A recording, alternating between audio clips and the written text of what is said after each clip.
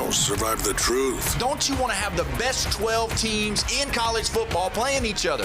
It's time for the hardest hitting 2 hours on the Panhandle. I love it. You're coming through. You got it, baby. Now into the huddle with Paul Wilson on the Sports Blitz. It is a joyous day. I love your show. From the Emerald Coast to the edge of the atmosphere. You gentlemen lift us up every day. 104.3 ESPN Northwest Florida. What it do, people? It's the homie Lil Cash. Right now you tuned in with Paul Wilson on the Sports Blitz. 104.3 ESPN, Northwest Florida. The hottest sports show in the South. Let's go. It's Lil Cash with another hit with Paul Wilson on the Sports Blitz. Where they talk trash and they talk ish. When it comes to sports, man, they too legit. It's 104.3 ESPN. If you love sports, better chime in.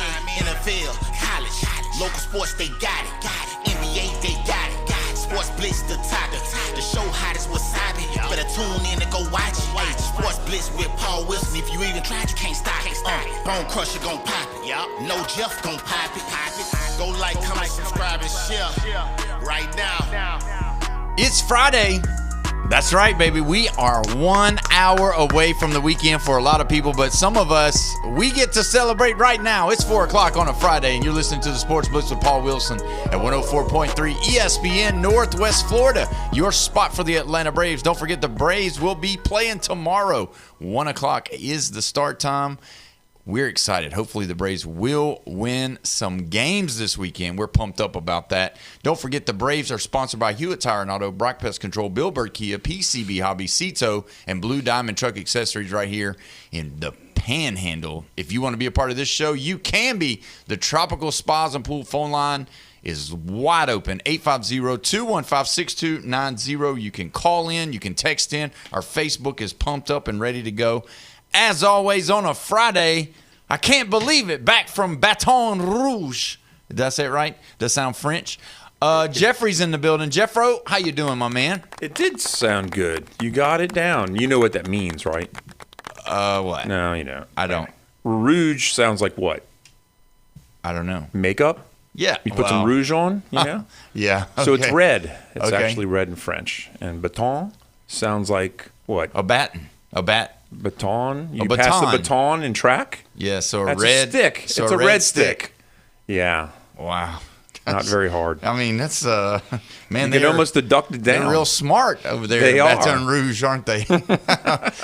And we got the Bone Crusher in the building. Bone Crusher, how are you, man? Oh, man, what a day, man. Let's wrap up this work week. I know, it's awesome. And we usually get him on Thursday, but he's going to be with us for the whole hour, Mr. Alan Watson of Golf Plus. Alan, how you doing, my friend? I'm good. Snuck out of the store a little while ago after doing another fitting, and just glad to be here. I was trying to take Jeff's place, but I didn't have enough hair, and so That is true. he just showed up anyway. Yeah, he got here. Thankfully, he was able to get back from the red stick. And so I'm excited about that. So is it like Spanish where you say the word backwards, or is it stick red? Because baton is stick, and then rouge is red, so it's stick red. So it ain't even the red stick. So it's just a stick red. The adjective does go behind the noun in French when you're talking in sentences and anything, like naming like that. It goes behind it or in front? The adjective's behind it. Even describing the noun. The noun is stick, and red is describing it. So it still says red stick. It means red stick. So it means red stick, yes, but it actually is. It says stick red, which is in French, because that's how they do their Sacre bleu. That's Sacre bleu. That's unreal. I mean, cordon bleu. You know what that means? Culinary hold on. Cordon. I know a chicken cordon bleu means ham. Yes, there you go. And he's getting it. He's He's got it. He's got it. I'm so good. He's got it. It means red ribbon. I mean, No, blue it ribbon. doesn't. Blue is blue, right? Except the E and the U is switched. Cordon bleu. Yeah, so, cordon. So that's a ribbon, blue ribbon. So it's ribbon blue when you do why cordon would they call bleu. it a cordon bleu chicken sandwich? Because it's a blue award winner. It's like a blue ribbon award winner. You know, it's like a good meal. That's where Alan got his degree. Le Cordon I Bleu. know that the kids just went back to school, but I thought this was a sports show. But so far, we're doing French lessons. Well, so I don't know. Yeah, It's And weird. French aren't any good at golf. So he wants to talk golf because that's what No, he's here for. I don't want to talk. we will. Whatever, we will. whatever. We will. So Are there any French? There's a couple of French. There's a famous Frenchman, Jean Van de Velde, who lost the British Open in dramatic fashion. Why, he threw a hissy fit? He was in the lead, and his ball got into this. They call it like a burn or something. It was like a ditch essentially with brick walls, big stone walls on either side. So he got down in it, takes his shoes off, and everything, gets down in the water. He's going to try to chip it out instead of just taking an unplayable lie and losing a stroke. Yeah. So he's going to try to chip this thing out, knowing he can't get to the green from there anyway. And of course that was a failure. And then the next shot, and so he ended up famously losing. I want to say it was in the late 90s, maybe early 2000s, but probably late 90s, mid to late 90s. But famous French golfer, and he was only famous because of his disaster. Yeah. Not as good as DeChambeau. No. Who's not French, just has a French last name. Yeah, you're right. Okay, so we could say Cordon Bleu, Sports Blitz, Paul Wilson. There you go. It's a blue ribbon You show. are a blue ribbon, man. All right, there we go. Kyle Albritton said, makes sense because LSU fans should wear makeup since they're all clowns. Oh. So there you go. Oh. But you know what? We're entertaining. That is true. Says you. So clowns are entertaining. So Maybe a Jeff- little scary, though. That is true. You can tell when Jeffrey's been in Baton Rouge. I think he's comes back punch drunk. Yeah, he's definitely drunk for sure. He will not be driving. I have not had any alcohol on this trip. Well, thank goodness. Which is amazing for me entering the city of Baton Rouge and never drinking a lick. Yeah, you can almost breathe and you get kind of intoxicated, right? Oh my God, you get intoxicated. You get near Tiger Stadium. Yeah, for sure. All right, so tell us a little bit about it. Tell everybody what you were doing and why you went and all that, and tell us, what's kind of coming.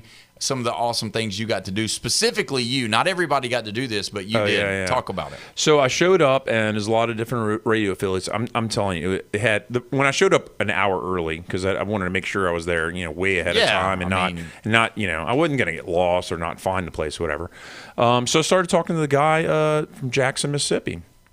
And he really thought, he drove a long distance and all that. And then when we got up and there's everybody in the room and we were having free lunch, which is great. Oh, yeah. Thank you. Yeah, a good meal in Louisiana, And everybody's standing up, and I stood up and I said, from Panama City Beach, ESPN, Northwest Florida. I drove over 5 hours to get here, and then the guy felt like, because he was going to get up and say, I drove 3.5 hours, right, to get here, and then he felt like he got trumped. So when he stood up, he said exactly that. He's like, I thought I drove far, and then this guy. So they had guys, women and guys. Monroe, Lafayette, Lake Charles, Ville Platte, which you don't know what that is, in the middle of the state of Louisiana, but it's still Cajun territory. 3 people from New Orleans, a couple people from Baton Rouge, obviously. But other than the Jackson guy, I was the only other out-of-state person. But, they're getting LSU on all these radio, like these are networks, radio stations that are going to have the games live, right? Mm-hmm. And most of them will have all of them. Some of them only have a few, like our radio station, right? Yep, because we have Florida and LSU. And they get excited when they get in, all over Mississippi into Alabama. Yeah. And then the furthest that they're going is Johnson City, Tennessee, over by Knoxville. Are you kidding? And they felt like that was like gold because they were like, yes, we're in enemy territory because they hate Lane Kiffin over near Knoxville. For sure. And they just think that that's awesome because the other radio station there in Johnson City is covering up with volunteers. This is a story.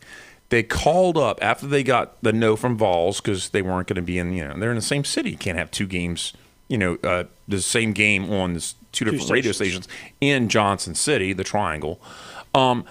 They called up Kentucky and they said, hey, we want the Wildcats on our radio station. They thought it was a joke because they were from Johnson City. They were like, who in the world outside of the state of Kentucky wants to telecast Kentucky football? Like basketball, they probably would have been like, yeah, sure. Yeah. But the fact that it was Johnson City, they hung up on them and they were not taking them seriously. Wow. And then, LSU got in touch with them like, yes, we want to be there. We want to be in enemy territory like that. Wow. We want to be broadcast as far as we can possibly get. So they're up in Johnson City. So that's awesome, I think. I know we were told we're carrying a couple of games. I don't know if it means 2 or 3 because, we're in Florida. We Gator country. Sometimes a couple is 3. Yeah, could be. But, I think that's cool. We're diversified. We've had Auburn games, right? Yep. Florida games. I mean, I think it's really cool that we're going to be covering some LSU stuff. Well, and the thing is if LSU is a legit force to be reckoned with this year, that's going to be really good because that's one thing about it. People do like to watch or listen to good football. You know what I mean? So that'll be a good thing. What did you get to do? So after the lunch and everything, I was talking to Chris Blair quite a bit, and then he says, "Hey, come in my office." And I'm like, okay, cool. And he's like, I'll be there till 3. I said, I'll go with you right now. Oh, follow me.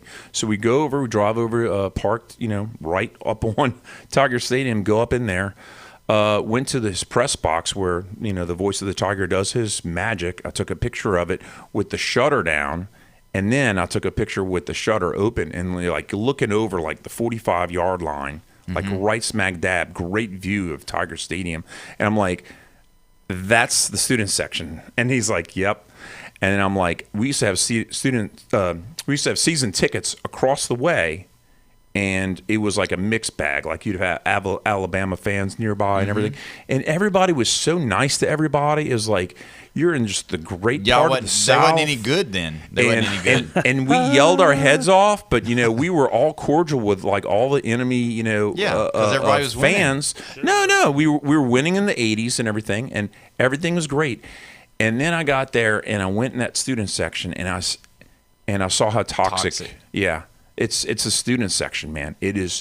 It's unreal. And they would throw stuff on the field. They'd be yelling. They'd be getting drunk because they smuggle the liquor in and everything. And it was just like, wow. I was like, this is not the experience I had throughout the 80s at all. Yeah. And anyway, so he took me to, a studio where he does all kind of stuff, radio shows, cuts commercials and all that kind of stuff.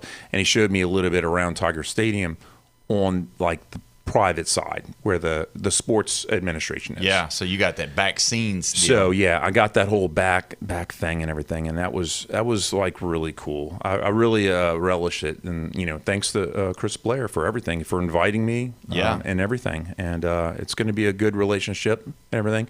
And I used to look up to the old voice of the Tigers because he was there in 70s, 80s, 90s, 2000s, all the way up to 2015. And Chris Blair took over in 2016. So this is his 10th. He's been there 10 years now. Wow. And he's a transplant, and everybody still loves him. It doesn't matter if you're Kentucky. from Kentucky. Yep.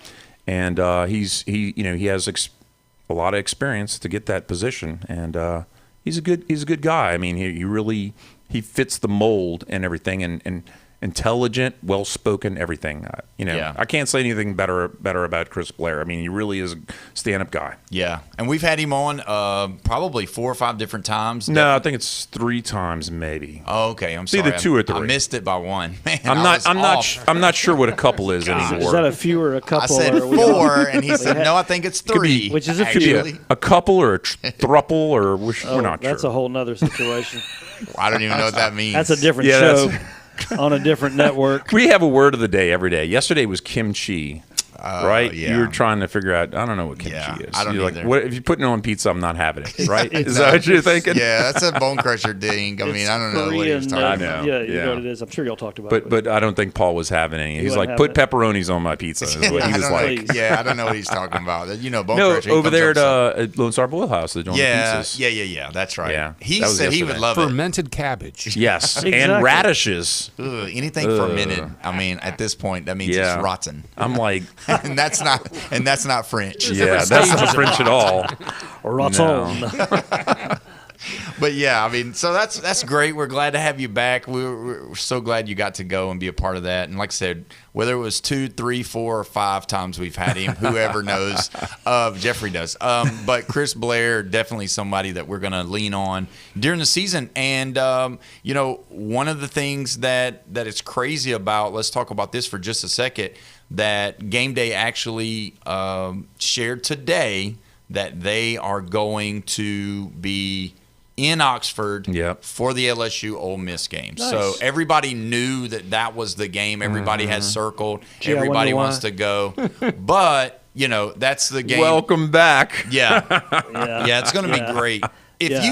that game is probably going to break records. I mean, it's going to be. Are the tickets are the third most expensive of this whole college football year nationwide, third highest. Wow. And it should be that, but it's also probably going to be the most watched, and everybody's going to, and they're going to try to show everything, from the signs to all that. Yeah, that's going to be the best signs of the year. If they're spelled right. Well, they won't be spelled right because, Mississippi's lacking in literacy. Whoa.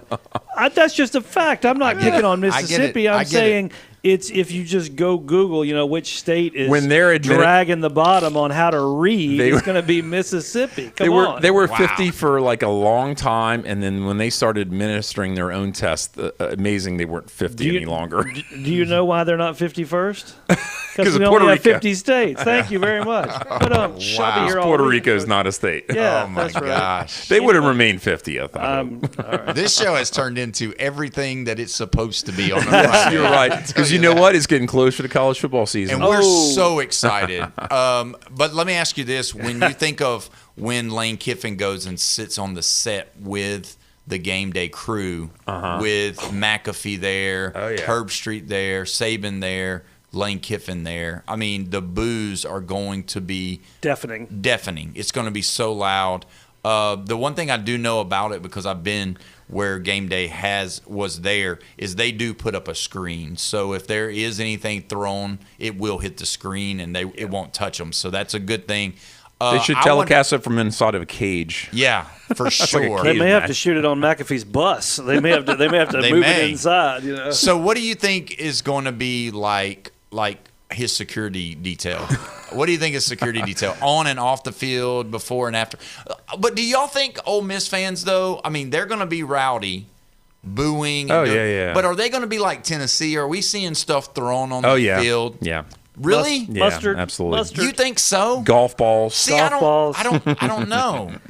He'll supply the golf balls. I will not. They're going to do a special on your golf balls? No, of course not. What not show? I think that's, there's that side of college football that gets everybody a little bit too rowdy. And then, like Jeff, you mentioned the whole alcohol problem, because I was at Alabama in the mid-'90s, and the games were slow because we ran a very boring offense back then. And so everybody was hustling in their own alcohol, like you said. Mm-hmm. And, yeah, I remember the Georgia game in 93. I was on campus for that one, and the student section got upset about something, and before you know it, all the cups were just covering the field, all the plastic cups from the concessions. They had to stop the game, sweep it all up, and threaten to remove everybody. Yeah. So it can get out of hand, and there was nobody was even mad at that game. Mm-hmm. In terms of what you're talking about, Paul. Yeah. I mean, this is going to bring a whole new level. But you know what? That's what's exciting about college football, is it brings that on the field and off the field animosity, right? And so Lane Kiffin coming back to Ole Miss, that's going to be a lot of fun. It's just going to be dangerous. Do y'all believe he's going to do the whole, whenever somebody's open, if they get that opportunity, think he's going to throw his hands up before the ball is even caught? He's going to run down the sidelines, what he also does. Yeah, what about throwing his the clipboard and the headset. Yeah, because he knows it's a touchdown. Because you remember, Lane Kiffin has said some things that hasn't come to fruition. I mean, he told Alabama to get your popcorn ready. Oh, yeah, if you remember that. And Alabama beat 21-0 at halftime. Yeah, Alabama beat the dog out of them. Yeah, they did. It was awful. So, it was like Saban said, you know what? Yeah, get your popcorn, but you better leave the building early. And Alabama let their foot off the gas on that game. At the end, yeah. Because they allowed 21 points, but still they could have just really made it bad. Yeah, they started running off tackle. Yeah, but slowing down the game. So y'all think? Do you think he's gonna? Because at the SEC media days, Lane Kiffin was really he was an adult. Mm-hmm. He really didn't do anything Lane Kiffin. I mean, he wasn't Lane Kiffin. He was like somebody else. He was like kind of trying to enter. I don't know if Saban made him nervous because he was there and he didn't want to look stupid, and Saban be like, "What are you doing?" Because Saban would probably ask him. Do you think the SEC commissioner went to him beforehand and said, "Let's try to keep this civil. Let's not let this get out of hand"? I don't know. Or do you think he just was trying to play it cool? Isn't it good for football when you got these characters? Yeah, but there's time for that too, because he likes to do Twitter and all that stuff. He likes to. So maybe he was just picking his moment and not trying to be. I guess what's been happening is his son Knox said, Dad, you can't get off of social media. And he took that as a challenge, and he got off of social media. And I think that is the gasoline on his fire. I think he gets fired up by people saying stuff on social media, and he doesn't let somebody else like just take care of it. He does it himself, and I think he gets a bit toxic. Well, he does. He does. There's no, I don't think. He does. Yeah, I think somebody who's coached in the SEC as long as Lane Kiffin has, and at several different schools, I think that's got to be a highly competitive person regardless. Oh, yeah. Right? I mean, he's coached at Tennessee, he's coached at Alabama, not as the head coach, but, and he's been part of successful teams, and he's also had some kind of public flops. So I think for him, he probably wants to prove things as much as anybody does, and he's going to be – but his way just happens to be a little different than some other people's way, right? Yeah. I mean, some people are kind of more quiet, and then other people are more boisterous, and I think – I don't think – I guess what I'm trying to say is I don't care where you put Lane Kiffin. He could be the coach at Missouri. He'd still be Lane Kiffin. He could be the coach at Vanderbilt. He'd still be Lane Kiffin. Yeah. You see what I'm saying? Yeah. You can take the – you know what I'm saying? Yeah. You just can't change. Well, I mean, he was is at who he is. FIU. I mean, he was there. I mean, he was still that No, guy there. FA. I mean, Florida Atlantic, not Florida Yeah. International. Yeah. Florida Atlantic. But the Owls. He is who he is, and he's going to be that way. And so if you get a toned-down version of him every now and then, okay, fine. But at some point, he's going to boil over and be that. Last question. Let me ask you this last question, but we do have to take a phone call. Last question about Louisiana, Baton Rouge, you and Chris Blair. Did you guys go do hot yoga together? No, we did not. Okay, just checking. All right, let's go ahead and take Tony on the line from Panama City. Tony, how are you today, my friend? Hey, good, guys. How are you? We're doing fantastic. What's going on, Tony? Hey, I don't know if you guys know this, but don't look now, but you know who they got to start the season with is a very ticked-off Clemson team.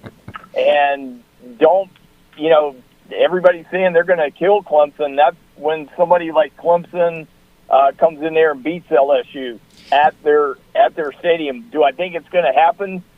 I hope so because I'm a Clemson Tiger, but I doubt it. But I think Clemson's going to give them a way better game than most people are giving them credit for. So let me ask you this. I got two questions for you. I hope you can answer it. I want to know your opinion about the other day Dabo was talking, and he was talking about how that we're a bunch of nobodies hoping to be somebody. And do you think Dabo's playing the old it's just a little old Clemson over here. We're nothing and nobodies. Do you think he's doing that again? Because back in the day, that's what he used to do, and they used to field like studs on the field. Yeah. I think he's gone back. He's gone back to his old offensive coordinator when he had Tyler Boyd. And I think he's recircled the bus and realized that, he got 17 players out of the portal for the first time, and some of these guys are studs. Okay, so the next question is, who's the quarterback for the Clemson Tigers? Right now it's Christian Valencia, and he was a 5-star out of Alabama when he came out. He's a redshirt junior. And he's a big kid. He's like 6'3", 235, and he can run the ball. He's not afraid to run you over. And last year he threw for 350 yards against SMU. The only problem was Clemson's defense couldn't even stop a Division II school. Yeah. Whatever. Well, SMU. I'm just saying. A team has been to the playoffs. Yeah, but just still, as much as Clemson but Clemson has. struggled last year. So you believe that Clemson is going to be – because, Virginia Tech, to me, my opinion about that is that they're going to be way better. They got a lot of Penn State players there. Franklin knows how to coach. I think they're going to be the turnaround. A lot of people are saying SMU, which they got some love in the AP. So you do believe that Clemson is going to be in the discussion to play for the ACC championship? I think they're going to be in the top 3. I got Miami, of course, number 1. I got Louisville up there too. Yeah. I got Louisville, SMU, Clemson, Miami, maybe Virginia Tech sneaking up in there, and another school you can't count out that had an amazing year last year is UVA. Oh yeah. Yeah, I don't know. I don't have too much love for Tony Elliott, even though they did get in. I know the whole wacky rules of the ACC championship with them and Duke and all this mess. They did have a good year. I'm wondering about the quarterback position for them too. But either way, Tony, thanks for the call, man. And you are right. We're not going to forget about that LSU-Clemson game right out the gate. Yeah, I just wonder if LSU is going to be looking towards that third game of the season and forget to play, because that's happened to Clemson in the past. Yeah, no, you're exactly right. Well, we're going to definitely keep our eye on it, Tony. Thanks so much for the call, my friend. We'll talk to you later. Absolutely. Have a great weekend, guys. You too, buddy. Thank you so much. We're going to go ahead and take a break. When we come back, we're going to do the Alan Watson report, the Golf Plus report, baby. We got to talk about some stuff. I got a question for him, and it does talk about the guy that sounds like he's from LSU. You're listening to the Sports Blitz with Paul Wilson at 104.3 ESPN Northwest Florida.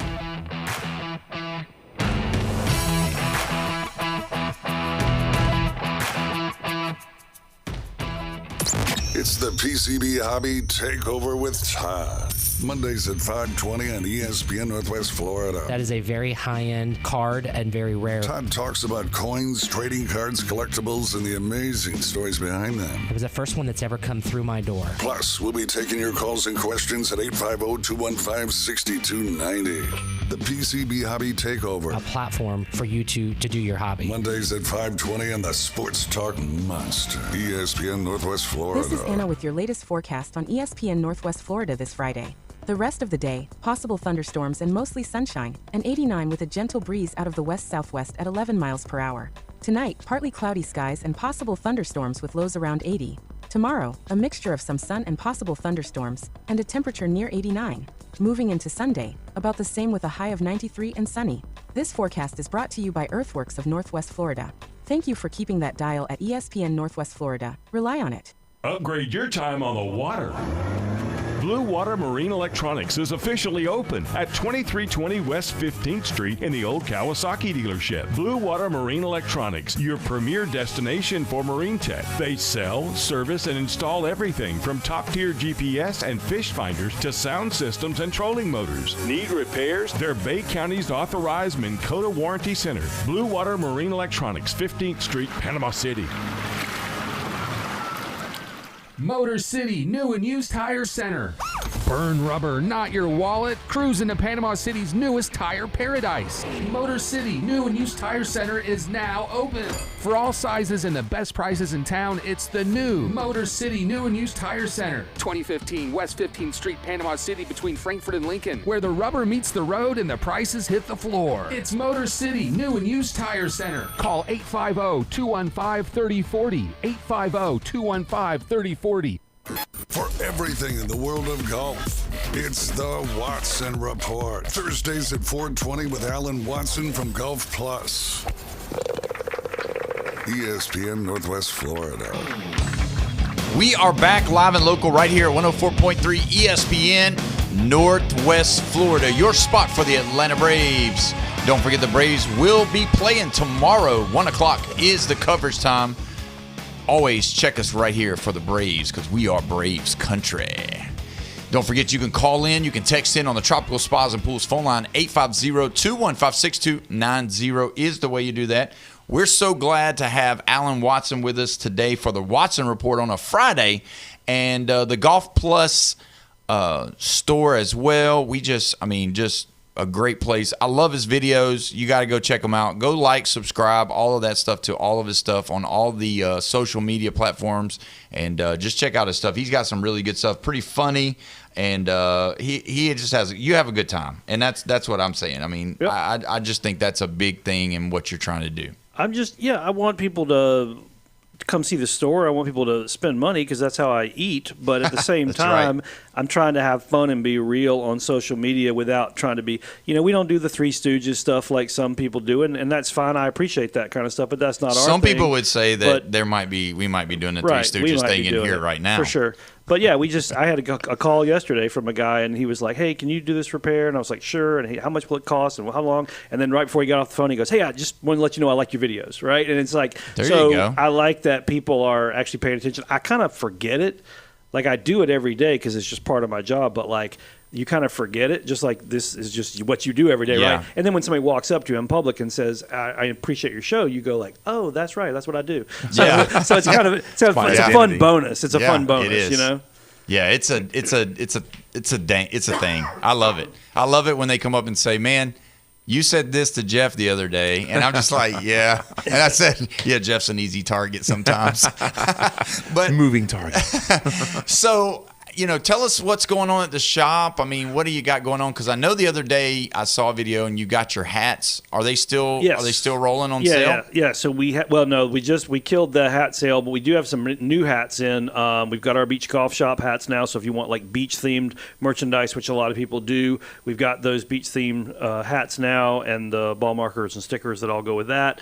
And then we've just been rolling on fittings like crazy. Like Monday morning, I looked at the schedule, and we only had 4 fittings booked for the whole week. And I thought, well, we'll get a few more, no big deal. Kids are back in school and all that. By Tuesday, we were at 16 fittings for the week, so we 4x'd it. Well, this morning, I hear my son on the phone telling somebody, "Well, I'm sorry, we're booked up for tomorrow, so like you can come in, but like we'll have to work you in." And I said, "We're booked up for tomorrow? I thought we only had 2 fittings." Well, 2 more had booked overnight, so we went from 2 to 4, so literally the whole day. So other than yesterday, I mean, every day was booked almost completely solid. Wow. And it's just, so I'm super happy, super proud, obviously, but it just tells you that more and more people are finding out about us. I had a guy come in today from Lynn Haven, so just right around the corner, and he's like, "Yeah, I found out about you from a golf tournament I went to, saw some of your swag."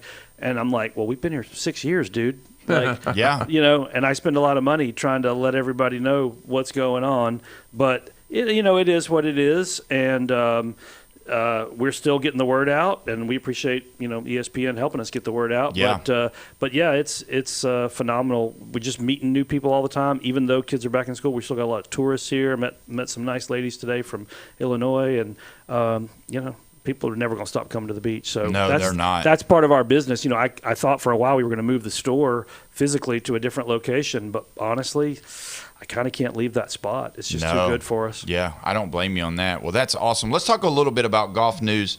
So the other day, and again, now I get social media, but DeChambeau supposedly was at the range, and someone was talking about how that he was getting work on his swing, and somehow one of his people saw the post while it was going on, and basically he turned around and looked and saw the guy that wrote the little piece about it. He kicked him out, told him, "You got to leave," because the guy was saying, "Wow, we're over halfway done, and we're working on Bryson DeChambeau is working on swings right now," which is something that basically he was trying to say that you shouldn't be working on your swing right now. This ain't swing time. Right. This is into the season type thing. Yeah. So is that a shock to you to hear something like that? Because I mean, sometimes these guys, they just let stuff roll off their back, no problem, because social media is going to be what it's going to be. You're a figure. Yeah. You're going to get that. Yeah. But, I mean, does that shock you that happened? A little bit. I mean, I don't know why he cares what anybody thinks, because like you said, he's in the public eye. He's a professional athlete. He's been at that for a long time. And so, whether it was just a heat of the moment, like I don't want this guy here because who knows what he's going to write next, or whether it was personal, maybe they've had some interactions in the past, or maybe he just didn't feel like being on display for that person since they were taking a hot take on whatever he was doing. But I mean, golfers change their swings. Tiger changed his swing 5 times in the course of his amassing all of his records. I remember Padraig Harrington won 3 majors and changed his swing 3 times. And you're like, dude, you won 3 majors in 2 years. Like, yeah,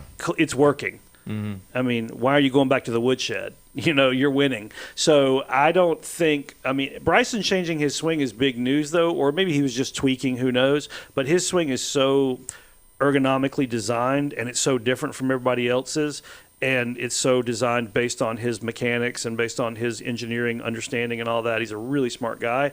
So if he really is tinkering, that's interesting news. Yeah. But it's not bad news. I mean, why would you be – you know what I'm saying? Right. Like, there's no negative there. There's no, like, the sky is falling. It's just an athlete work? I mean, if a batter goes through a slump, doesn't the hitting coach come to him and say, hey, let's revisit your basic mechanics. Yeah, let's look at what you're doing. Let's watch the video. I see quarterbacks on the sidelines looking at iPads, going over plays and coverages and all that. So why are we not, as professional athletes, I'm not a professional athlete, but why are we not allowed to review and tweak? So I don't see the problem. I would love to know why he was so upset about it. Yeah, that he so upset, told him to get out. Yeah, that's wild. Kicked him off, so that's pretty wild. cool. So let's switch gears. We've been asking for this to happen. It finally happens. Scotty Scheffler. Yes, come on. He won. He didn't just come in first second. time since January. Yeah, he didn't come in second or third or fifth or fourth. So it was a -17. So he won, and I think so. And he was 8 ahead of second place. He blew him out. No, he crushed. Yeah, he did really good. So that puts his winnings at $119,964,411, which is number 2. 119. Yeah, that's for just the year. for the winnings. No, that's for his career winnings. Career. Okay. Yeah, that's Thank just goodness. winnings. The man is retiring tomorrow. He Yeah, got that in 1 year. So Tiger is at 120,999, 166. So he's a little bit. Wow. Over $1 million behind Tiger Woods. I mean, so he's going to pass him. Definitely going to pass him, right? Yeah. I mean, honestly, absolutely. He's got to do that. But the thing is, the prize money nowadays is so much more than what it used to be. Exactly. Late 90s. I mean, dude, the most Nicklaus ever won in his days was maybe a little over $100,000. And when he first started, early days, you could win a tournament, win $1,500 or $20,000. When Hogan was playing, it was literally. I mean, you have to look at inflation. You have to look at everything. Yeah. There's literally no way to compare. That's like looking at basketball stats before the 3-point line and then after the 3-point line. Right, exactly. You know what I mean? Like it's just messed up. It's not the same. It's not the same. So, I mean, anytime we're talking about stats, though, you're going to talk about a big number versus another big number. Let's just look at it like that. And so, Scotty Scheffler, he's probably going to end his career leading everybody, okay? Yeah, but again, for like sure. you said, it's because the money. Tiger is what grew the money in the modern era. If not for Tiger Woods, these guys would still be playing for $1.2 million, and now you've got majors that are paying out $4 million. So Tiger 3x, 4x, 10x the money at some of these events because he commanded, because of the crowds and all that. And what's interesting about golf purses, when you think about it, is they don't know going into the week, like let's say Honda's sponsoring a tournament, they don't know who's going to win. But when LeBron shows up, he's got a guaranteed paycheck whether he plays or not. Golfers don't, and the sponsors don't know what they're going to get out of that week. And the big star that's supposed to show up could pull out at the last minute with an injury or something. So it's kind of weird in sports. Like I bought tickets last year to go see Mahomes play, and he got injured the week before I showed up to watch him. I still got to see the game, but he wasn't there, right? You see what I'm saying? That my ticket didn't come. They didn't lower the price of the ticket just because the star wasn't there. So it's kind of interesting with golf. And again, we just can't compare those numbers. But what we can say is that Scotty Scheffler is the greatest golfer of his generation. Tiger was clearly the greatest of his generation. Jack was the greatest of his generation. That's really all we can do, I think. Yeah, but the way that by the time y'all were in college, really. The 95, 97, when Tiger Woods was coming on, it really did get a lot of people watching golf. I mean, more than ever, in my opinion. Oh, no, I was at college, and I was like, wow, everybody's watching this guy. I mean, this is kind of a big deal. Yeah, and it changed because the money for the sponsorship for the TV coverage changed because we didn't have streaming services back then. So golf wasn't diversified. If the tournament was on, it was only on CBS or only on NBC or whatever. Yeah. And so you had to watch at that moment on that channel, which meant that all eyes were glued to it, so that if Marriott decided to run a commercial, well, then everybody was going to see it, right? And so nowadays you don't have that, and so it's a little bit different. But Tiger changed everything. I remember seeing a lot more African Americans coming into my store as Tiger came in, a lot more kids coming in, a lot more. Even my mother-in-law at the time was like, "I've been watching that Tiger guy," and I'm like, "You've never even been on a golf course in your whole life," you know what I mean? But it was like it was exciting. It was different. Definitely. It was amazing to watch. Definitely most famous is Tiger Woods ever. Of course. Yeah, because like you said, people that you say Jack Nicholas or Jack Nicholson, Nicholas. they wouldn't know. Nicholas. I'm saying. Oh, you're saying. Oh, I yeah. would say They'll get they'd him be like, confused. I don't know. Is he the guy that I played thought Paul was having a stroke. I didn't know what happened. There's only one Arnold Palmer. Yeah, exactly. Yeah, and then But to some people, that's just a drink. That's they a don't drink. even know. Yeah, they don't I even know. know. So that's what I'm saying. There's only one Tiger Woods. I totally agree. I mean, Tiger is the Michael Jackson of sports, right? He's Correct. like the king in terms of the modern era. I mean, if we take the last 40 years or maybe even 50 years of sport, there's only a Mount Rushmore that's only a handful of names, and it's Tiger and Michael Jordan, and I don't know, pick one or two more. Lee Trevino. Yeah, it wouldn't be Lee. It'd have to be Tom Brady. But 20 years from now, we're going to look back at Shohei Ohtani's career and say that guy was kind of a one of a kind because he played both ways and all that, right? So is John Daly. Yeah, he's a one-off. So you say Tiger most famous? Yes.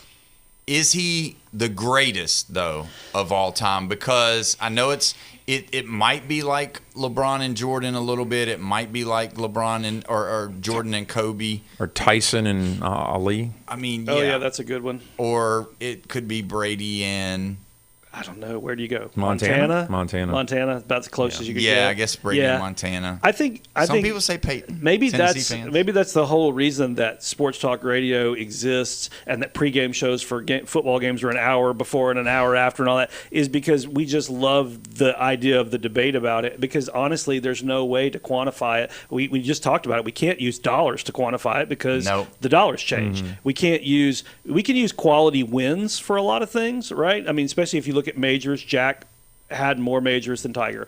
But Tiger's overall winning percentage and the way he dominated the sport was better than what Jack did, right? Yeah. And the level of competition was higher. But then you could look at equipment and say, well, Tiger got to play with modern equipment and Jack's equipment was garbage, and that's true. I mean, if you literally, I've worked on clubs from that era. How they even played golf, and the greens were terrible. I mean, you watch Arnold Palmer, the old black and white footage of him putting before color TV.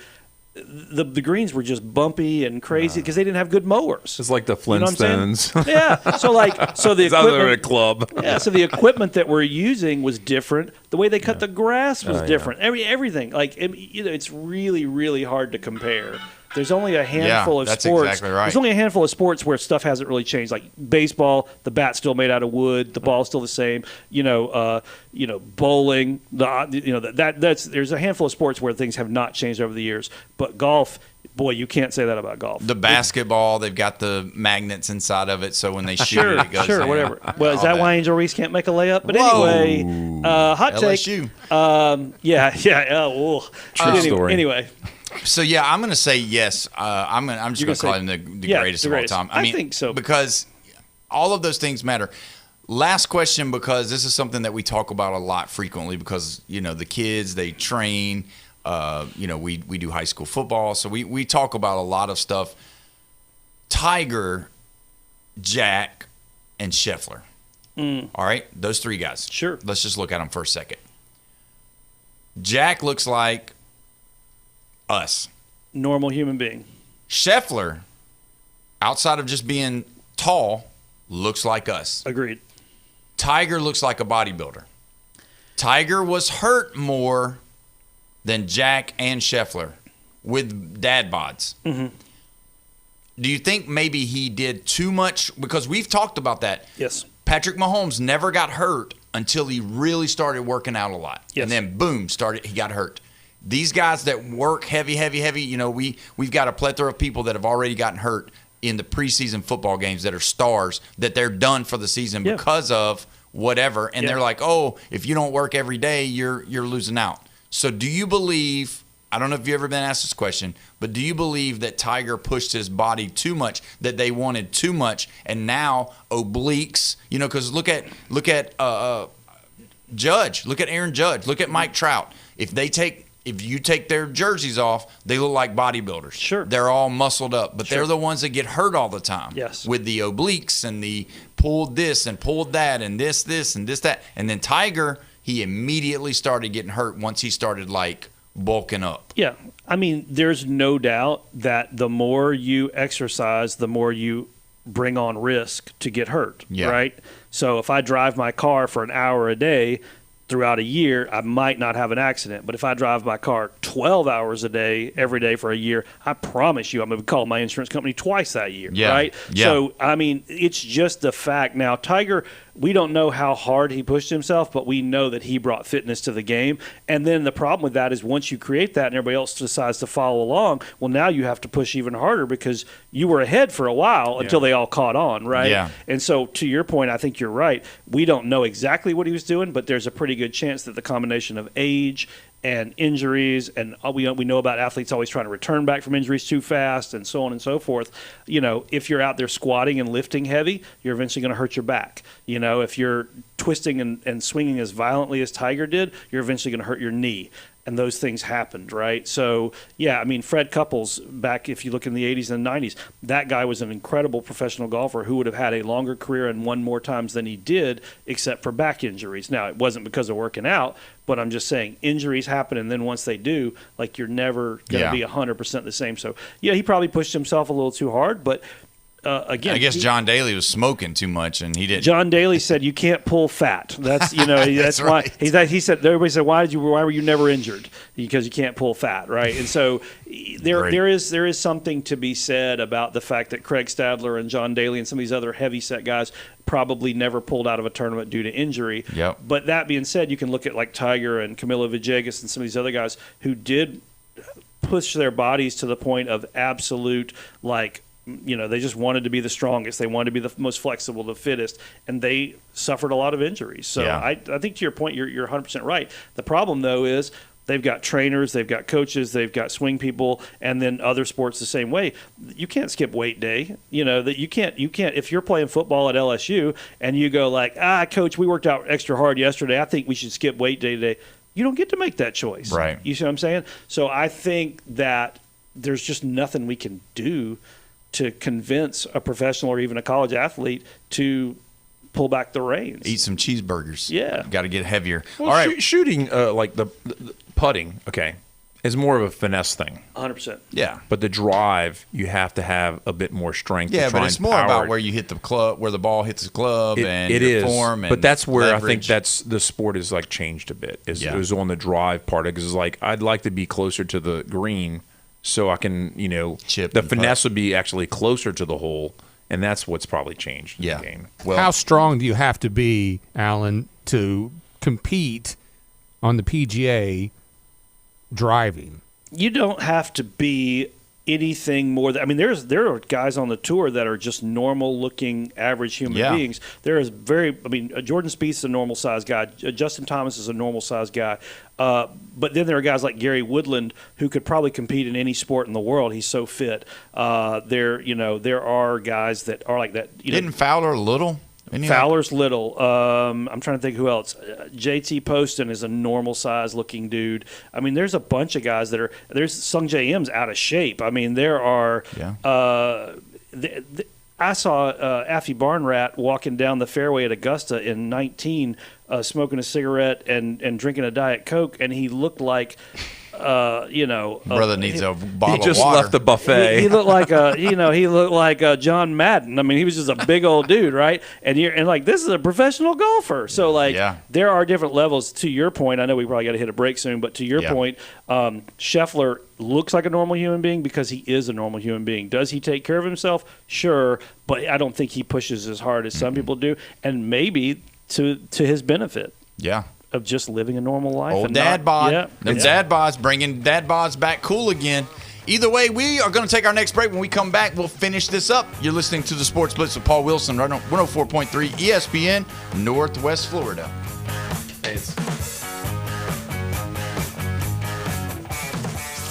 ESPN Northwest Florida. The Dan Patrick Show. Dan Patrick. Kyler Murray is going to be the starting quarterback in Minnesota. I don't know if the Vikings are giving up on J.J. McCarthy after 10 starts. Maybe they're taking a pause. 6-4 in those 10 games. And it's rare for a team to rip the Band-Aid off like this. It's the Dan Patrick Show. Weekday mornings from 9 till 11.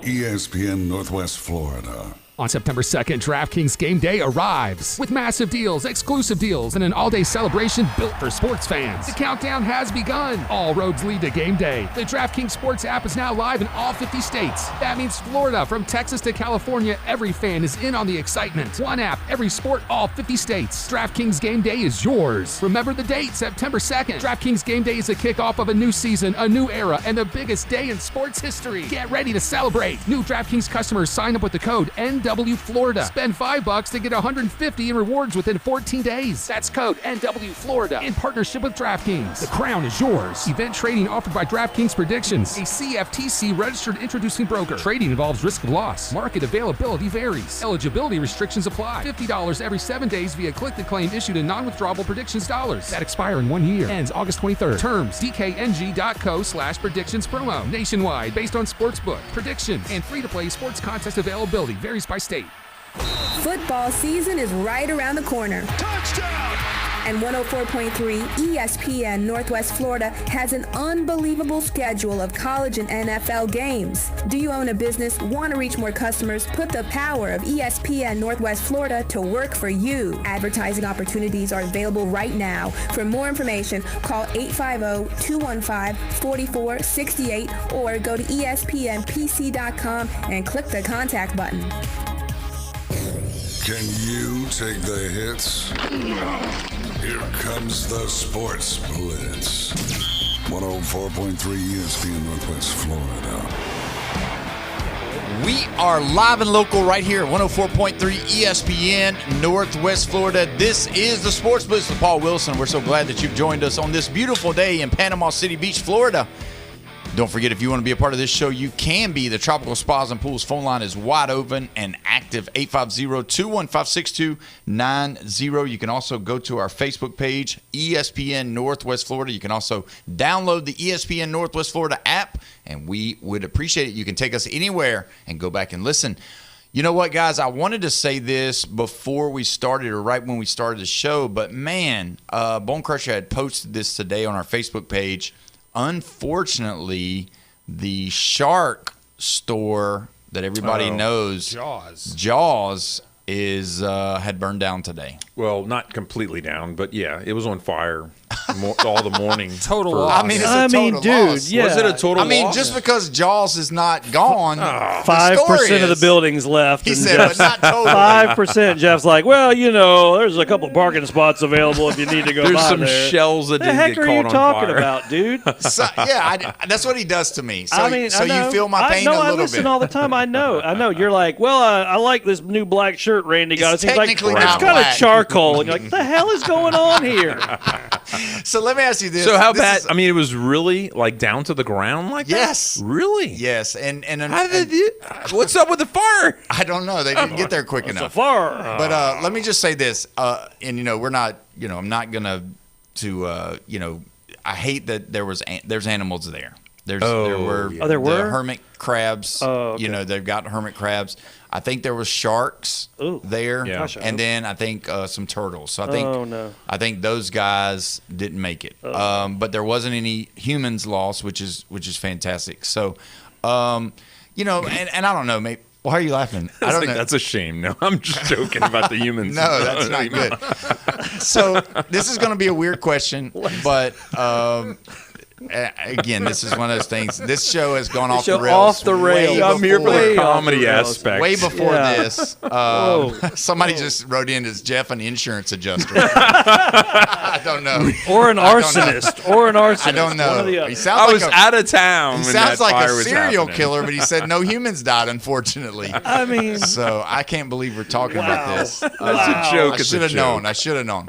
So let me ask you this: there was 3 there. So you got the hermit crab, the turtle, and the shark. Okay. So is there who would I know where this is going, and this is so bad. Bone Crusher, pull the plug. Pull the plug. Who do you think would get out first because I was thinking about this. This is weird. I get it. But I was just sitting there thinking, like, I hate this for them, but I was thinking, man, how could that shark, because everybody would be like, the shark goes first, right? Because he can't, you know, operate outside of water. But I was thinking, and, you know, I'm from Alabama, so let us think for a second.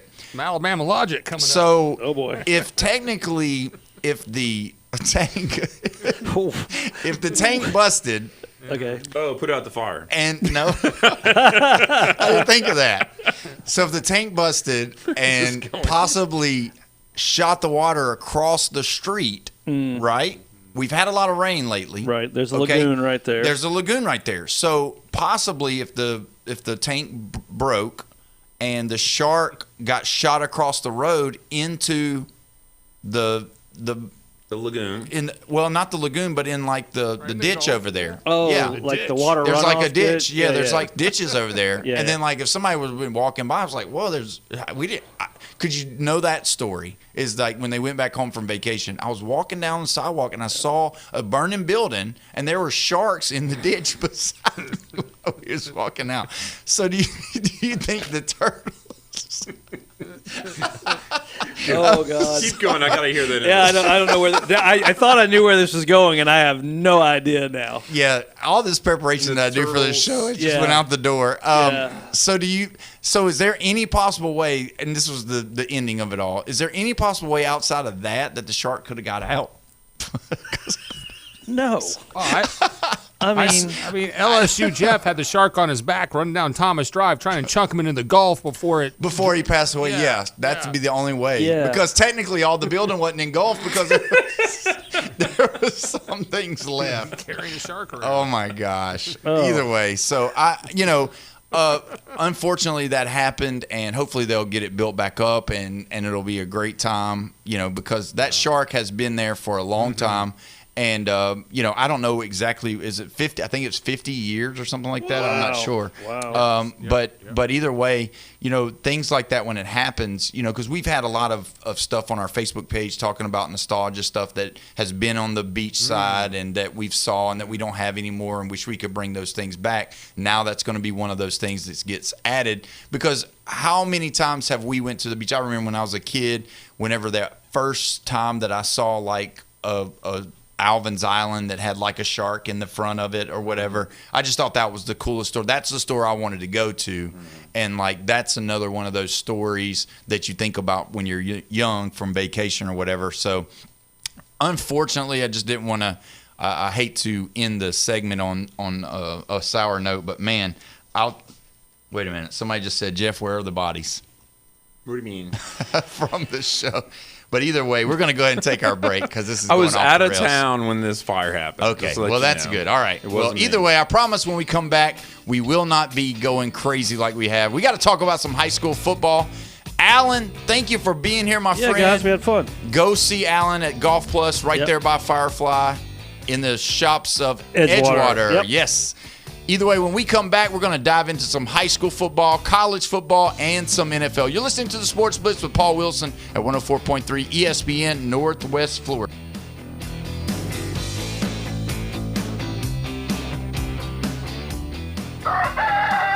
Wake up with ESPN Northwest Florida. The Coach James Hale Show drags you out of bed weekdays 7 to 9. They're going to allow beer sold at the new sports complex, yet we can't have a cold beer on the beach. Yeah. Then for the ride home, the fastest 2 hours on radio. The Sports Blitz with Paul Wilson. You better hope you're ready. Morning drive and the afternoon commute are live and local on the Gulf Coast. 104.3 ESPN Northwest Florida. This is Anna with your latest forecast on ESPN Northwest Florida this Friday. The rest of the day, possible thunderstorms and mostly sunshine, an 89 with a gentle breeze out of the west-southwest at 11 miles per hour. Tonight, partly cloudy skies and possible thunderstorms with lows around 80. Tomorrow, a mixture of some sun and possible thunderstorms, and a temperature near 89. Moving into Sunday, about the same with a high of 93 and sunny. This forecast is brought to you by Earthworks of Northwest Florida. Thank you for keeping that dial at ESPN Northwest Florida. Rely on it. Got a scratch, dent, or full-blown wreck? Bring it to Recommended Collision Center in Panama City. From small scratches to all-over paint jobs, from fender benders to major collisions, it's Recommended Collision Center. They work with all insurance companies and offer customer pay options too. A family-owned collision center that takes pride in top-quality repairs, friendly service, quick drop-offs, and a fast turnaround. So when life throws you a wreck, they'll help you get amended. Recommended Collision Center, 1329 Jinx Avenue, Panama City. Taco Bell is now on DoorDash in Port St. Joe. That's right, you can enjoy craveable tacos, burritos, and more delivered right to your door. Craving a late night snack? Taco Bell in Port St. Joe has you covered. Open until 1 a.m. Friday and Saturday night, and Sunday through Thursday until midnight. Taco Bell, where the craveable comes true. Taco Bell, now on DoorDash in Port St. Joe. Go Tiger Sharks. WGSX Lynn Haven, WVLQ Port St. Joe, ESPN Northwest Florida. The locals love it.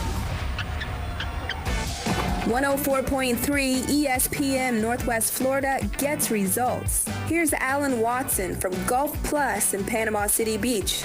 When we first came to Panama City Beach to launch our business, we didn't really have a voice, and we didn't have any way of letting people know that we were here and we were new. ESPN Radio has given us a way to reach our audience, which is sports fans, because of being in the golf industry. And we've managed to grow the business while staying on the radio for 6 straight years. So it's been the kind of thing that's really helped us to grow. It's brought in the most business, and it's the thing that we're recognized for and people associate us with. I couldn't be happier with our association with ESPN Radio. To see how 104.3 ESPN Northwest Florida can help grow your business, go to ESPNPC.com and click the contact button. That's ESPNPC.com and click contact. Eat, sleep, game. This is your sports obsession. ESPN Northwest Florida. Now back to the Sports Blitz. What it do, people? It's the homie Lil Cash. Right now you tuned in with Paul Wilson on the Sports Blitz. 104.3 ESPN, Northwest Florida. The hottest sports show in the South. Let's go. It's Lil Cash with another hit with Paul Wilson on the Sports Blitz. Where they talk trash and they talk ish. When it comes to sports, man, they too legit. It's 104.3 ESPN. If you love sports, better chime in. NFL, college, local sports, they got it. NBA, they got it. Sports Blitz, the top. The show hottest wasabi. Better tune in and go watch it. Sports Blitz with Paul Wilson. If you even tried, you can't stop it. Bone Crusher gon' pop it. No Jeff gon' pop it. Go like, comment, subscribe, and share. Right now. It is 5 o'clock and it's Friday, baby, and we are live right here at 104.3 ESPN Northwest Florida. It's the Sports Blitz with Paul Wilson, and we're so glad that you've joined us today. This is the home of the Atlanta Braves. They're playing right now, but we are here live and local. They're down 2-0 in the 7th inning, and hopefully they'll turn it around. The Braves on the Gulf Coast are sponsored by Hewitt Tire and Auto, Brock Pest Control, Billbird Kia, PCB Hobby, Cito, and Blue Diamond Truck Accessories right here in the Panhandle. Just going to go ahead and go to the Facebook page. LSU all day is what Dominique Batiste says. I just, again, we'll see. We'll see. I'm excited about it. LSU has got a tough schedule. Clemson, Louisiana Tech, Ole Miss, A&M, McNeese, Kentucky, Mississippi State, Auburn, Alabama, Texas, Tennessee, and Arkansas. A lot of games depending upon what happens to me with that first game out of the gate. I think if you lose to Clemson, you're going to be playing from behind all year long. You're going to be playing not to lose, and that's going to be a big deal. But before we talk about that, we're going to go ahead and go and talk about last night's football game. I want to talk about it a little bit so that we can talk about what happened over at Tommy Oliver Stadium. It was an exciting game. The Mosley Dolphins taking on the Choctaw team. And I'll tell you this, man, it was a back-and-forth battle. I was very surprised of how the beginning started. And when the beginning started, it was a definite eye-opener for me because Choctaw was big. I mean, they were big, and they got the ball first.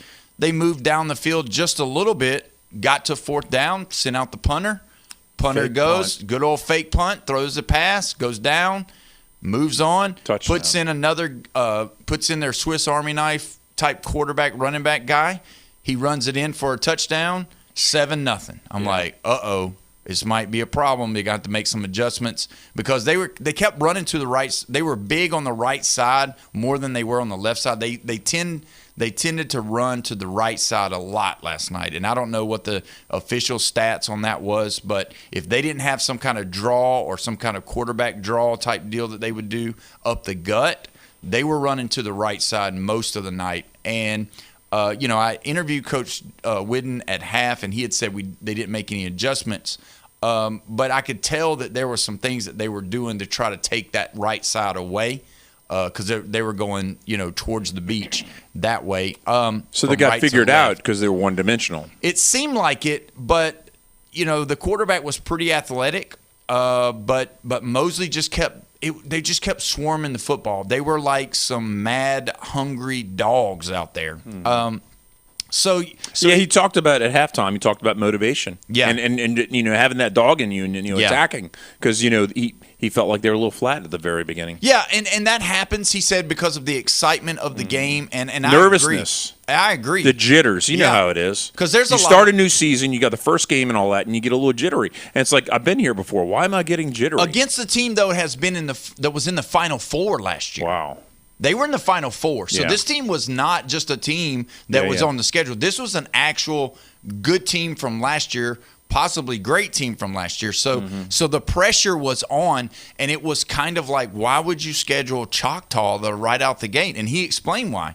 Because of the seeding that they got last year was low, and they wanted a higher seed, and the only way you can get a higher seed is if you play tougher competition on your schedule, and that's what he wanted to do. Well, I think he felt confident he could I guess develop his players early on enough to where they'll be ready at the beginning of the season. Because we've seen even college teams, they come stumbling out the block on the first couple of games, and then they just get progressively better as the season goes. And apparently, Tommy Joe believes that he's going to have them ready week one, boom, ready to go. Yeah, I mean, with a lot of new starters, a lot of, losing an Adam Land, losing a Fletcher, losing, these other guys that have been there for a long time. And obviously there's some guys that have been there for a long time that actually played really well last night, and there was some surprises as well from these new players. I mean, some players that I hadn't heard of before were out there actually making plays and doing the things. But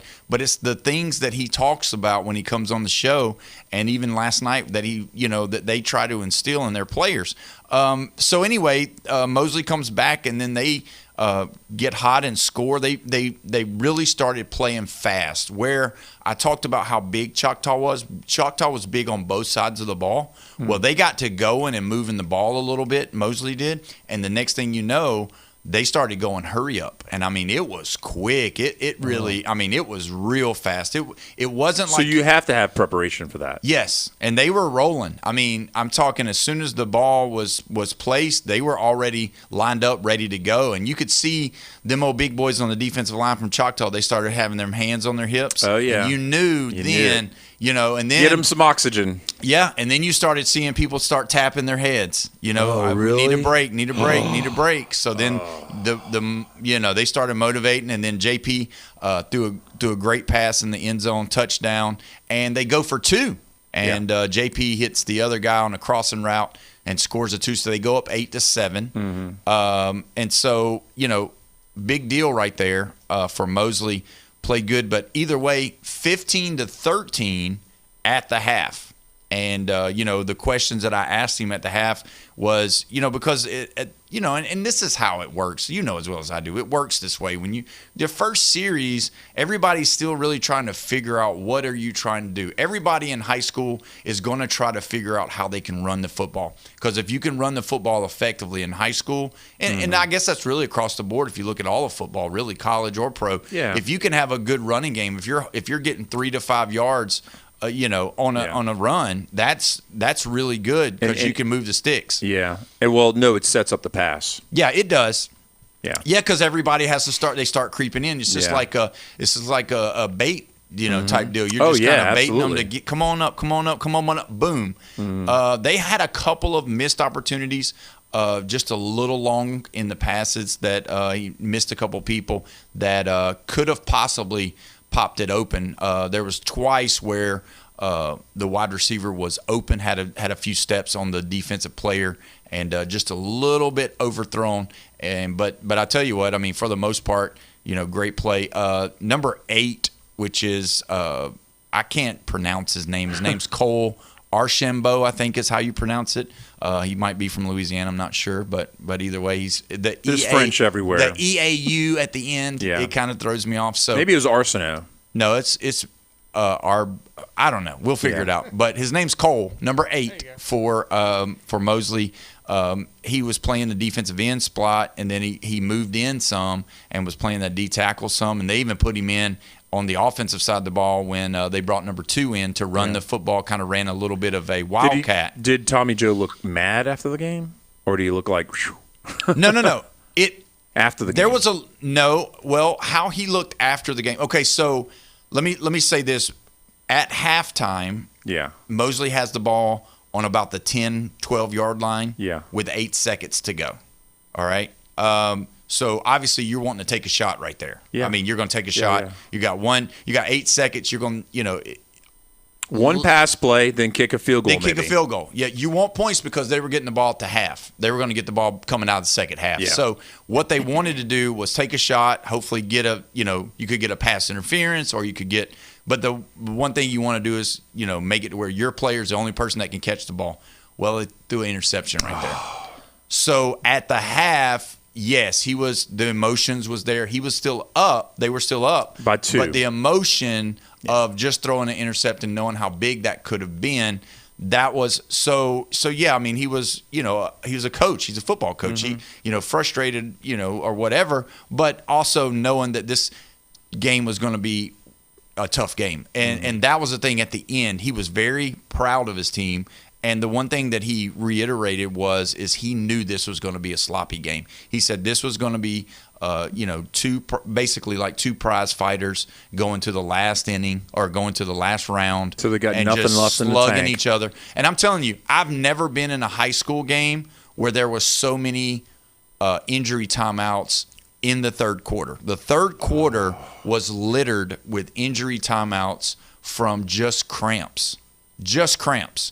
Every person was falling down, and you'd see them. They'd stick their leg up. The trainers come out there and start stretching them, and then you'd see them eating the pickles on the sideline because that's the big deal. If you eat a pickle, the cramps go away. The pickles help them. I'd keep old Velastic jar of pickles right there on the sideline. Just eat your pickles, boys, because that's what works. So, Choctaw, 23 penalties. Yeah. So I mean, that was a lot, and there were, you would think that, if you saw something like that, if you just looked at the stats, I was at the game. I saw every single play. I'm not going to call myself an expert, but I've coached football. I've played football. I watch football avidly. I don't watch it as just a fan. I watch it. I observe. I watch what's going on. And I can tell you that when there was penalties, they called it on both sides. And I will say that there was some undisciplined play by Choctaw, for sure. One of their players was ejected from the game. He had went up, caught a touchdown in the end zone, and spiked the ball. Well, that's a flag. Okay, that's not an ejection when you spike the ball. Yeah. But what he did is when he spiked the ball, it hit the helmet of the Mosley player under him. After he had jumped up and caught the ball, the Mosley player fell down, and he spiked it on the him, ball. basically. It ricocheted off. Yeah. Okay. So it hit him in the helmet, so they ejected him, which was the right call. Oh, wow. Because you can't it's just like if I threw a ball at you and hit you with it. You can't do that. Yeah. But I mean, we could try it. See if Bone Crusher would throw me out of the studio. See how your target practice is here. Well, we'll get that. No, I'm just saying, like, Bone Crusher could throw me out of the studio. I'm not sure if he would or not. I don't know if that's an ejectable offense. But, so there were a lot of penalties. I will say that there was a penalty that, it was not good for Mosley. And I'm not going to name names or anything like that. No, you don't need to. But I mean, because, it's in the past. Yeah, but it might be regrettable. It's definitely regrettable. Okay. Because there's a place on the sideline where you are not supposed to be. And you got to give a lane for the referees to run freely down the line. And, So tripped up. No, it wasn't a trip up. It was almost a straight up chop block. a bull rush. The referee on the sideline was running, and one of the news media here locally was holding the camera, and she got a little too close to the field, and he hit her, and he caught her, but they did throw a penalty on Mosley for that. Really? I heard the question because Coach Tommy Joe was upset because he didn't know what was going on because he was watching the play. Yeah. And so he saw that happen, and when it happened, he was like, and he looked over, and the referee said it was them, it was the girls holding the camera, and so he was like, "What are you guys?" And he said, "Hey, that's media," and the referee said, "Coach, that's your sideline. You're in charge of it." Wow. So that was an eye-opener for me. Yeah. I'd never been a part of something like that, which I don't get close because I'm not doing videos and pictures necessarily. I do mine at the half and at the end. The camera people, it's from the TV station? Yes. Okay, well, see. If it was student TV, like the local, whatever they have, as far as the Dolphin TV or whatever they have going on, I would say, that's, Mosley, but I don't know, man. TV station. Yeah. You can't be in control of that every other second because, like, they do there's things a line that are regrettable. Okay? I'm sorry, there's a line. Yeah. There's a line, and you're not supposed to be in charge of that. Yep. So, I mean, there are coaches there, but, obviously they wasn't there for that. You were telling me before the show, Paul, that the ref is like 6'4", 260, and he was a big boy. Girl from WMBB was about 100 pounds. Yeah, she's small. She chop blocked him with a camera. No, I mean those WMBB sports reporters pretty tough. I mean, he didn't knock her down. I think he caught her. Yeah, she stayed on her feet. Yeah, she stayed. She kept the camera rolling. She kept she got 2 feet in. She got the footage. Wow. But yeah, so it was definitely not a good thing. So it was a good thing to know. For me, I've been there. I know that the referees need that line to run because, I mean, if you've ever seen a referee get hit or whatever, it could hurt them really bad because they're watching the play as they're running. So it could have been bad. But you didn't put up the we're not doing that. Oh, okay, good. Yeah, we're not talking. We're not naming anybody. It was an accident, and there was nothing intentional about it. No major injuries. Nobody was hurt. Do you think the ref should have called that flag on Mosley? Because as you described it to me, it really was inconsequential to the play. It was just a bump by the ref. It didn't cost anything, had no effect in the game whatsoever. It was a fourth down. But if it had decided the game, yeah. See, that's where you have to be like, wow. It could have. Now it did. It could have. Now it did give them a first down. It gave Choctaw a first down. Choctaw first down. And if they had scored and won the game 16-15 because of field goal, then we would have been like, what if, why, And then, I don't want to say, there would have been some whining going on. Well, it wouldn't have been whining. It would have been like, basically what Bone Crusher's saying. Like, is that really, when you've got news media there, and he even brought up, you've got police there. Police there is for the safety of the players, of the referees, and they're there. Obviously, you can't be on the field. Right? Yeah. And there's lines. I mean, Tommy Oliver is marked. I mean, there's lines. And I'm a stickler for that. When football, I'm like, get off the field, and coaches do it all the time. Assistant coaches do it all the time. The players get corrected, and they get back. They listen. But for some reason, the coaches and assistant coaches, sometimes they're just perpetually on the field. Yeah. And I'm like, you have to stay, and you can only go so far down, right, towards the end zone. Yeah. You got to stay in your box. Yeah. You got to stay in your box. And that's what somebody had said. They didn't see the I would call it an altercation. They didn't see the collision, and they were like, "Oh no!" They just called Coach Tommy Joe for being out of the coach's box, and it wasn't. It was Where am I? Her, Yeah. That was a. Thankfully, it was in the first half. It wasn't a turning point in the game. Like I said, it wasn't at the end of the game. It wasn't after the halftime or anything like that. But I wouldn't say, if you have to know that there has to be a sense of when you put your foot down, because you could really get hurt. Because those guys, you're trained to follow the play, and because you've got the guy already marking the field. So if there's something going on and there's a pass that's over here, and I've got to get on my horse and go. Mm-hmm. you got to know that I'm watching the game and I'm running and I'm betting. Yeah. I'm definitely guaranteeing, because I am running with all I got to get down the field to make sure I'm where I'm supposed to be to make the right call, that there ain't somebody just going to be there. Somebody's going to trip me or hurt me, because I've seen referees, take a fall and break their leg, get a concussion. So at first when you said that, I was kind of like, yeah, I guess. But man, if what if he would have caught that camera, would have caught him on the corner of his eye and caused damage to his eyeball or,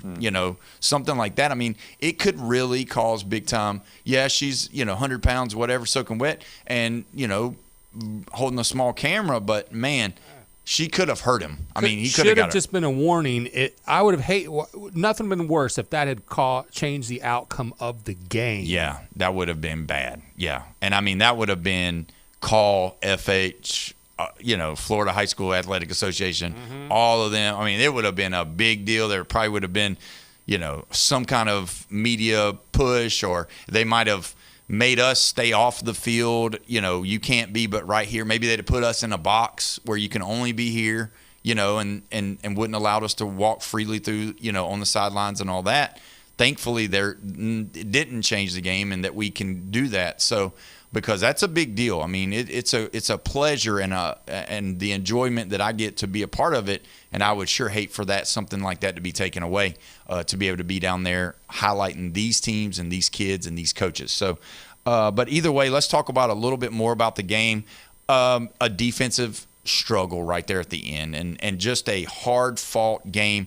The one thing I will say that I was asking at the end about Mosley, what I noticed that they did have more in the tank. They did have the want to. You could tell on both sides of the ball. They both were playing hard. Don't get me wrong. Both teams wanted to win, but Mosley, when they were tackling in the first half, they broke some tackles. Choctaw did. In that second half, it was like they were grabbing on for dear life. If they didn't make the stop, they were holding on until somebody got there. Yep. And that was some of the difference. There wasn't a lot of yards after touch. After touch. And so I'm just saying, like, it is a real big, good way for Mosley to really get going and start off the season 1-0. And, I mean, it was really good. I mean, those kids played hard. And like you said, Tommy Joe was pumped up. I joked with him after we had talked about whether or not he was going to dance or whatever. He skipped a little bit when he was pumping his fist. I told him, I said, I don't know if we're going to consider that a two-step or a dance. But he definitely was skipping whenever he was pumping his fist because it was exciting. Because it was one of those games. You never know if you were going to get in the end zone again, and nobody ever did. So those scoring that, and then the one stop, check this out. This was the other one. I forgot about this.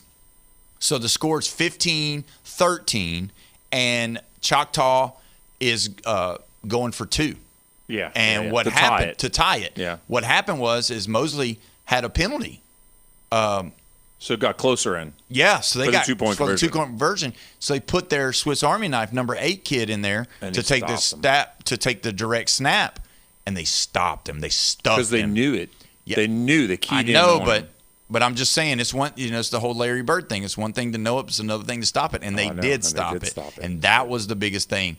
But either way, we are going to go ahead and take our break. When we come back, we got Michael on the line, and we're going to talk to him about some of this. You're listening to the Sports Blitz with Paul Wilson at 104.3 ESPN, Northwest Florida.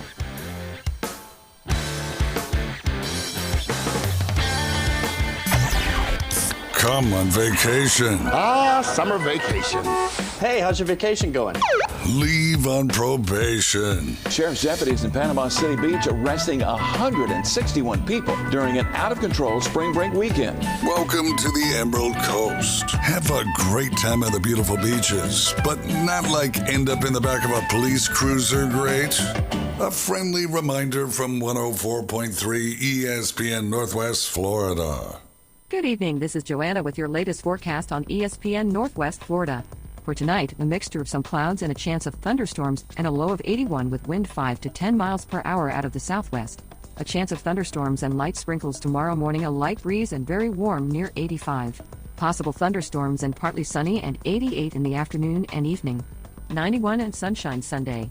This is your Friday's weather brought to you by Earthworks of Northwest Florida.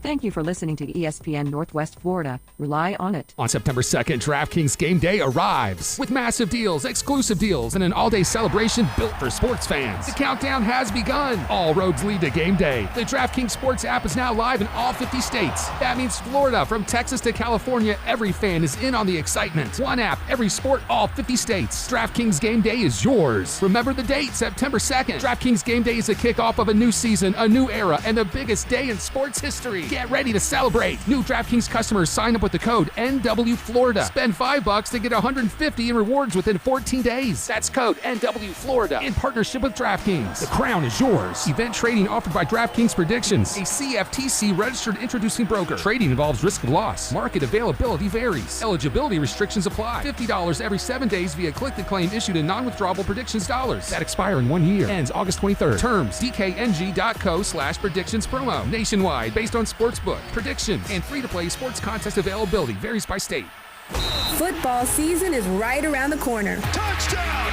And 104.3 ESPN Northwest Florida has an unbelievable schedule of college and NFL games. Do you own a business, want to reach more customers? Put the power of ESPN Northwest Florida to work for you. Advertising opportunities are available right now. For more information, call 850-215-4468 or go to espnpc.com and click the contact button. 104.3 ESPN Northwest Florida gets results. Here's Brandon Strickland from Recommended Collision Center, Jinx Avenue in Panama City.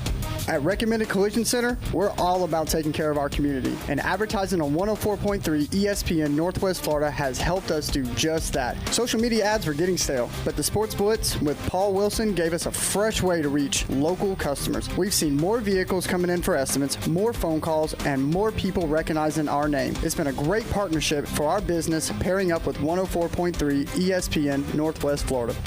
To see how 104.3 ESPN Northwest Florida can help grow your business, go to espnpc.com and click the contact button. Get your message heard and cut through the clutter. Go to espnpc.com and click the contact button.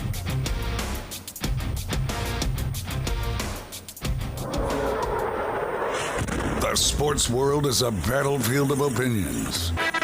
And every day, Paul Wilson brings the heat, the fire, and the definitive take. Don't just follow the headlines. Be a part of the story on the Sports Blitz. ESPN Northwest Florida. Welcome back. You're listening to the Sports Blitz with Paul Wilson right here at 104.3 ESPN Northwest Florida. Your spot for the Atlanta Braves. Don't forget the Braves tomorrow, 1 o'clock, is the coverage time right here at 104.3 ESPN Northwest Florida.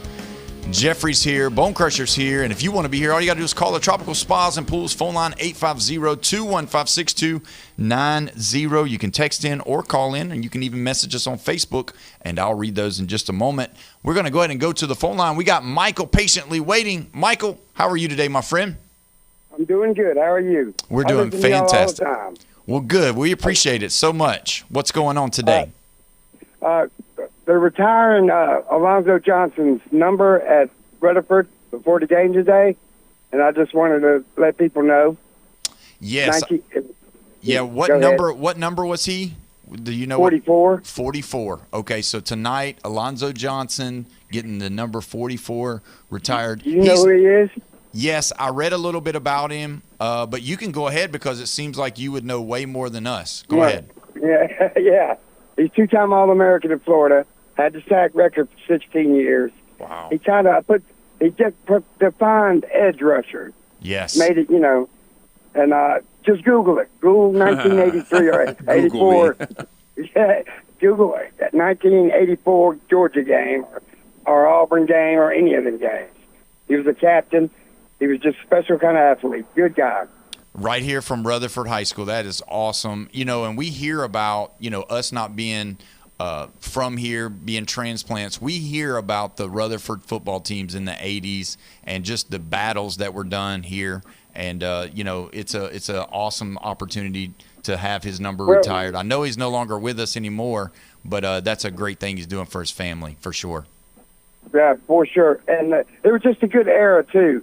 Bunch of Division I guys, like with Gene McGuire, captain at Notre Dame, David Basel, captain at Arkansas, David Little, captain at Georgia, Pat Miller, Alonzo Johnson, Howard Eggers went to Florida, Quentin Reed went to Florida State. Wow. Yeah. And the best athlete of all, I really think, was a guy named Carroll Sheffield, and he drowned before his junior year. So It was a lot of special athletes back then. Wow, isn't that crazy? When you talk about that, when you say captain, that means not only just a starter on the field. You're talking about leaders, and Northwest Florida producing that kind of character and also players. And, it kind of makes you think about what these coaches, when they come in studio and they talk about it, the one thing they always talk about is they talk about the lineage of great players and great teams, back here in the Panhandle. We wasn't a great team, but we had the All-State quarterback, first team, All-State linebacker Alonzo, first team 5A, all over Florida, and we were 5-5. Oh, man, that stinks. Yeah. Well, Mosley was in the playoffs that year. They almost won it all, but well, I'll tell you what, it's great football here, and I think with the coaches that we have in place right now, they're bringing a lot of awareness to the Panhandle, and I believe before we know it, we're going to have a lot more Division I's. I think there's going to be a championship one here in the next few years, and I'm excited about covering them because I'm so excited by the way they're here.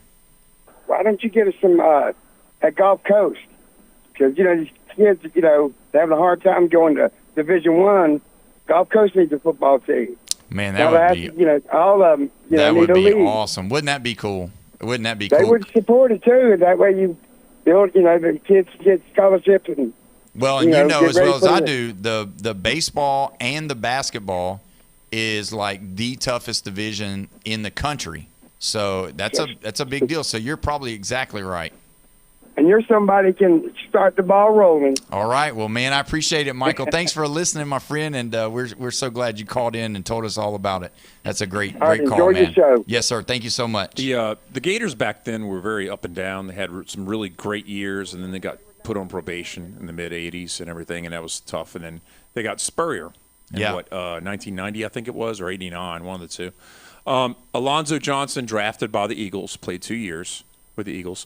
He was in the same draft in 86 with Keith Byers, who went to the Eagles. Yep. Okay, but 86 draft is known for Bo Jackson. Bo Jackson. Yep. That's right. Yep. Bo Jackson. Yep. And I was a little kid in Mobile, Alabama, and he was at the Senior Bowl, and I've got his autograph, and I've got a picture with him showing that I was right there beside him because my dad, my wonderful dad, let me miss school that day, baby, For an Auburn player. go to get some autographs of the Senior Bowl football players. Now, you want to talk about an awesome dad right there. Let me miss school to go see Bo Jackson? I mean, come on. And back then, the Senior Bowl, I mean, they had everybody was wanting to play the Senior Bowl. Oh, yeah. It was a big deal. I mean, Dalton Dan Hilliard Marino. Dan Marino. Dalton Hilliard was there because he was in the same backfield with Bo there from LSU. Wow. Just a lot of players that come through. I mean, Brett Favre came through. I mean, we could just sit here and name all these players that went through the Senior Bowl all before they started allowing the kids to leave school early. Oh, really? Yeah. Remember, they didn't let them leave that early. So, but either way, talking about tonight, I'm going to be headed over to Mike Gavilac Stadium, and we're going to watch the Arnold Marlins. So that's next to Arnold High? That's right next to Arnold High. Yeah. We're going to be taking on the Freeport Bulldogs tonight. So it's going to be action-packed. Arnold looking to bounce back from last year. Their season was marred with, a little bit of the stuff that went on. The drama. But we're forgetting now the drama, they're Paul. finished. Yeah, they're finished with it, ready to go, ready to start new.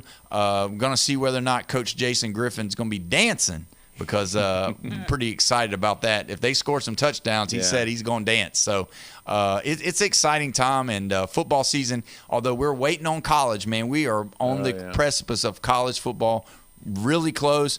Pros, you're seeing the preseason games, all of those things going on. But I'm just telling you, man, nothing better. Last night, I will tell you the story. When I walked in, we'd had the rain. I'd showed up after the show and, almost right before kickoff. I mean, almost right before. And I come through the gate where they let you in to be on the sideline. And, man, I don't know if it's just me or what, but I know it's, we said Your last celebrity? week. No. Okay. No. Nothing about me. Nothing about me. Yeah. It's what? For once. No. He was holding the microphone with the ESPN shirt on like, I'm nobody. No, I'm just joking. No, I didn't have the microphone. Walking on the field, and I know it's the summer, and we've talked about this, about how, it's still hot. It doesn't feel like fall. Football season's fall. Yeah. But you could smell the grass. Oh.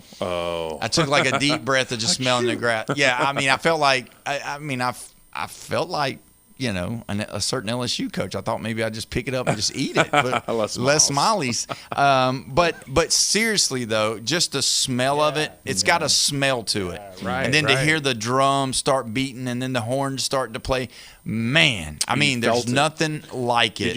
Yes. Yeah. Just the chill bumps and just having that excitement of, man, we're finally here. What we've been talking about, what we've been thinking about, what we've been, waiting for, it's finally here. Knowing that game last night was such a big game for both programs. I mean, both teams are perennial powers, and to meet the first week one, I mean, it reminds me of the LSU Clemson game. You got actual meaningful game play on the first game, because a lot of times there will be some easier games for some of the teams that are tough, but not last night, man. It was a battle of the Giants. The crowd was good. It was fantastic. And I will say this, I'm going to go ahead and give a shout out to the Mosley Touchdown Club for inviting me up and allowed me to go to their VIP. They offered me a nice cold Coca-Cola that I was able to drink, and a cheeseburger. So they offered me a cheeseburger and a drink, and man, I mean, I sat down. This might be funny to you guys, but I sat down and there was people talking. We were kind of talking, and I was telling them thank you for letting me be here, and I just kind of was looking around, and I had a weird look on my face, and the guy that was sitting beside me said, "What? Are you good?"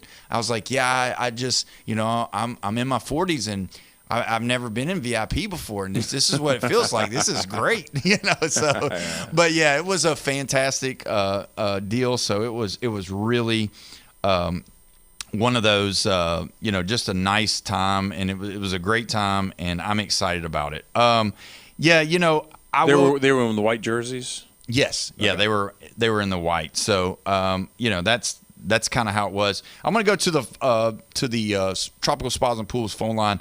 One of our listeners said, I think the only reason pro players in basketball and football are going back to college is just because they want to get their master's degree. Totally.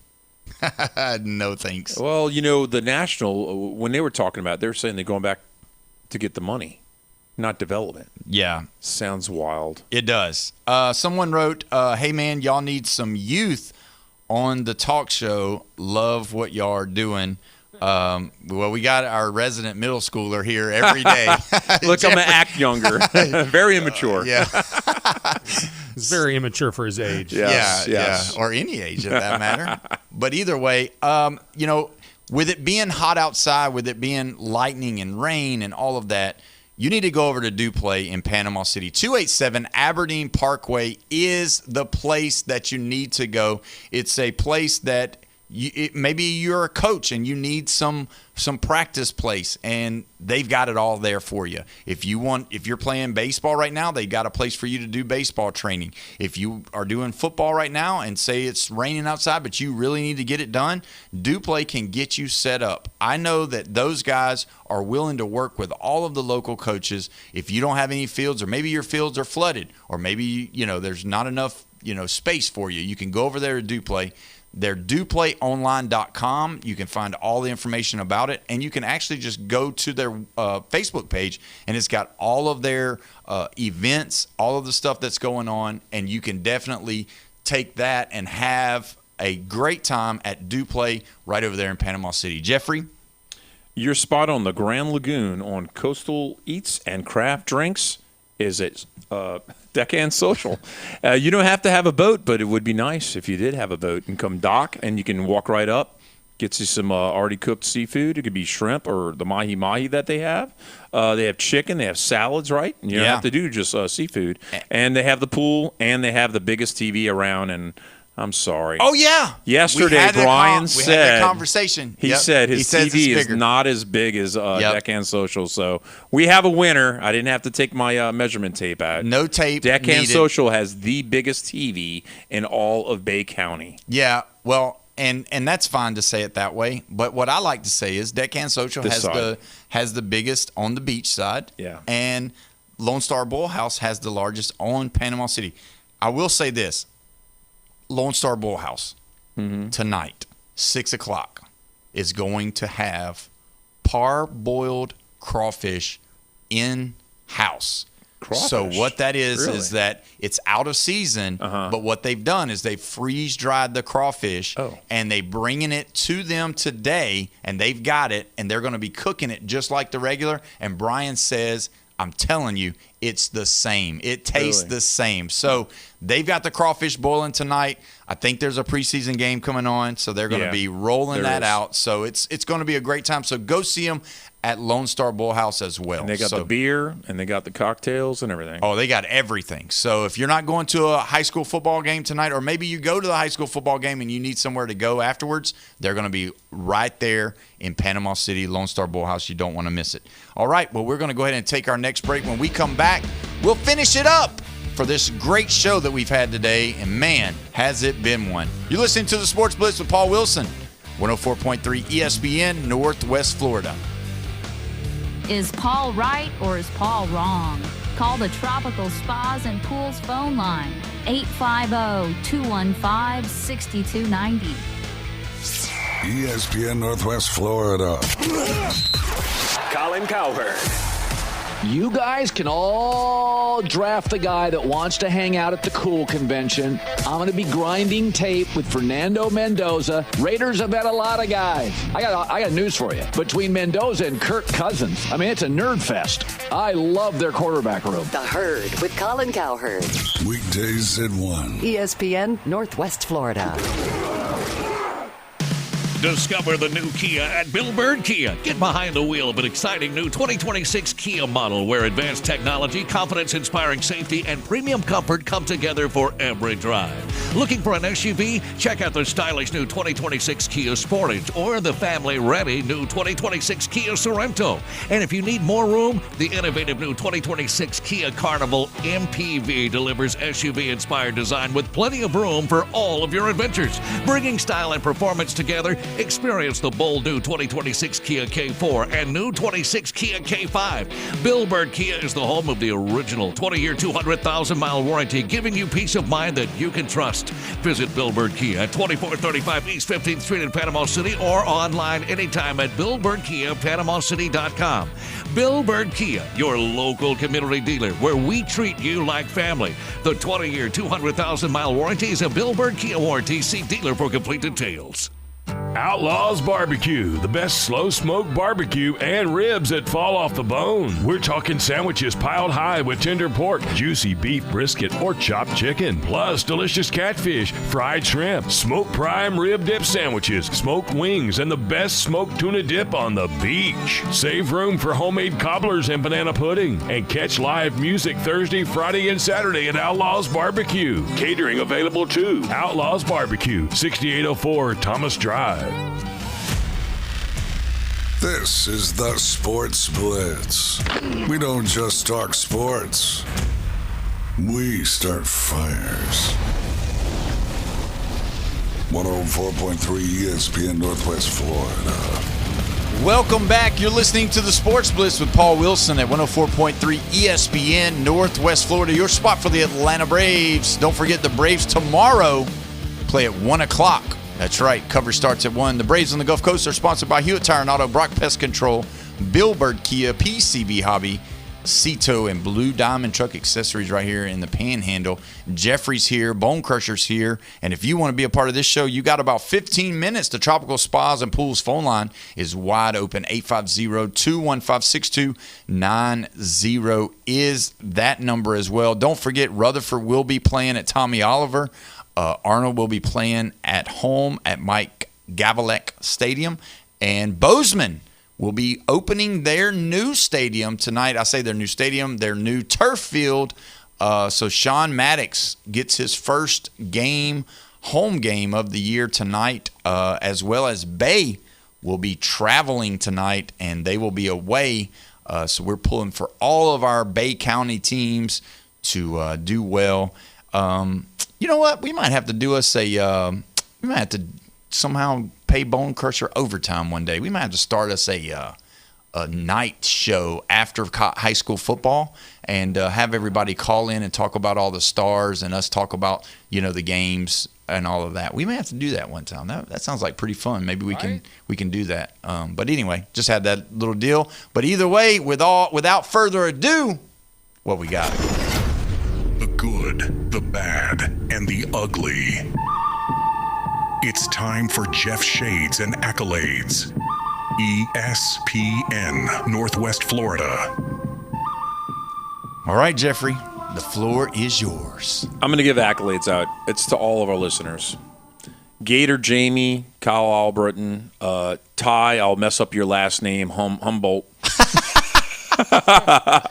Ed, Nate, all y'all that calls in. Michael called in today too. Also, yep. We've got all kind of guys calling in. We need some women too, because one of the women called into the morning show and won tickets to the Jacksonville Jaguars preseason game. Nice. Yeah, so we need a mix of all different kind of fans. I don't care who you're rooting for, even Alabama Crimson Tide. That's right. We'll take them all in. Yeah, we'll take them all. Yeah, that's a really good one. I mean, I don't think people understand. We love talking to you. We're so happy that you call in and laugh at me. Yeah, I want you to laugh at me. I'm trying to be entertaining as heck. Yeah. Well, the other thing is like, Ed calls in and he says, "I'm going to disagree with Paul today." Yeah. You know what? It's a tradition. Go ahead. Now, if you're wrong, I'm going to call you out though. but yes, we do. We love it, and it's just like whenever I go to these games or wherever I'm at, when I see you and people comes up and talks about how they like the show and listen to the show and all that. Haven Rob, we love it. Yeah, all of these guys. Yeah, we love it. We love having everybody. And we're trying not to be, we're not the Gator show. We're not the Seminole show. We're not the Alabama or Auburn or LSU or Ole Miss or Georgia or anybody like that. Tennessee, even Texas. We have segments. We will make fun of you, yes. and we will have fun with you. It's just, it's nice little jabs and all that. We'll go back and forth, But, just try and make sure your team wins. If they don't, if you talk it's smack, all fair game. You might find yourself. So at the bottom of the SEC. Yeah. Okay, Shades. Paul says I should give it to Penn State, talking about they're going from Penn State to go to the state pen. It is a whiteout is what it is with this cocaine dealing and all that. Yes. It's the worst thing that's happened since child molestation at Penn State. Wow. You heard it here. Wow. That's some bad stuff, man. Penn State, man, get yourself under control. But you know what? They're doing that stuff at other universities too. To be honest with you. But these guys took it to a whole nother moron level. Because you know why? They were getting paid Venmo using their real name. Their real name. That's how they got caught, Paul. Wow. It was Paul Wilson, and somebody had sent $300 Venmo. That brick was fired, for the white stuff. For the devil's whatever it's called. Powder. Devil's powder. Colombian gold. Yes. I don't know all the names. 'Cause you were a police officer. I'm sure you had all kind of names there. If you were calling it. The blow. Yeah. Yeah, the speed stuff. So the whole fraternity was like trafficking coke? Multiple fraternities. Yeah, but one central guy was kind of like ahead of it, and I mean he looked like no. There was another guy too. There were two faces of the whole thing. Yeah, but the one guy that I saw, I mean, he looked like Preppy Poindexter. I mean, he looked like he'd wear a bow tie to a brunch, and I was just like, What is going on? But you're exactly right. They wrote their name. They used their real names on Venmo, and Venmo. You take you can write cash. thanks and stuff. I mean, how you distributing stuff? You can take cash. I mean, that's like the first law in dealing, I guess. I'm sure. Do they have classes at Penn State for dealing? No. They should, because these guys don't know anything. So let's rewind the tape a little bit. Let's bring this up just a little bit because we all you just brought up a good point about you better hope your team wins and or you're going to get called out or whatever. Yeah, that's fun. Well, I remember and I recall when all of this whole thing about whether or not Florida was a #1 job or a top 10 job. top 10 job in the country, and you said no, and Penn State's a bigger job, and you talked about how great this university was and how great this alumni was, and it all was of the that. blow that was doing it. That's the reason why they're top 10. All I'm saying is you were a big proponent of Penn State. Yeah.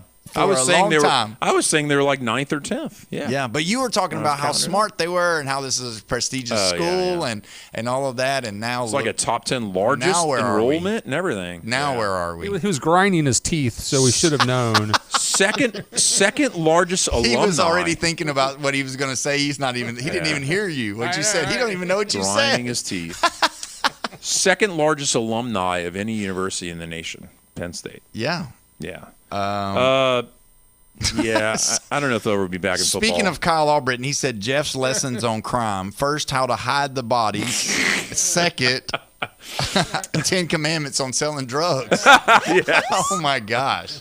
Yeah, this has been a definitely crazy story. Yeah. But the other accolades that I wanted to give, because you just said Penn State, they got to get it. I mean, how can you not give it? Yeah. But I'm going to say this right now. All these pro players that have been told, oh, you can go back to college, even though you played 2 preseason games and all this kind of stuff. You signed a professional contract and all that. So we had a few people already react today, and one of them was, I want to call him Morgan Freeman at Notre Dame, but it's Marcus Freeman. Yeah. And he said, too late for Notre Dame to add players. Good. Greg Sankey, he said, it is pros returning to school fuels disruption. Yes. Because they already started school. Yes. And then you talk about Lenore Sellers yesterday, right? Yes. Yeah, that was a crazy part because he's not even going to school. He's just doing an intern at a golf store.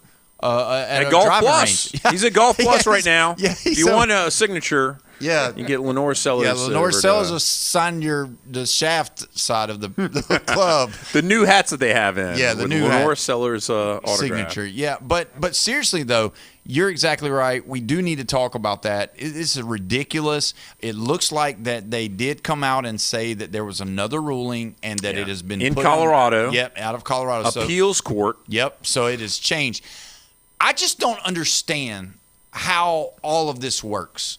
Like, yes, I was a police officer. Yes, I went to court. I understand the workings of the court system.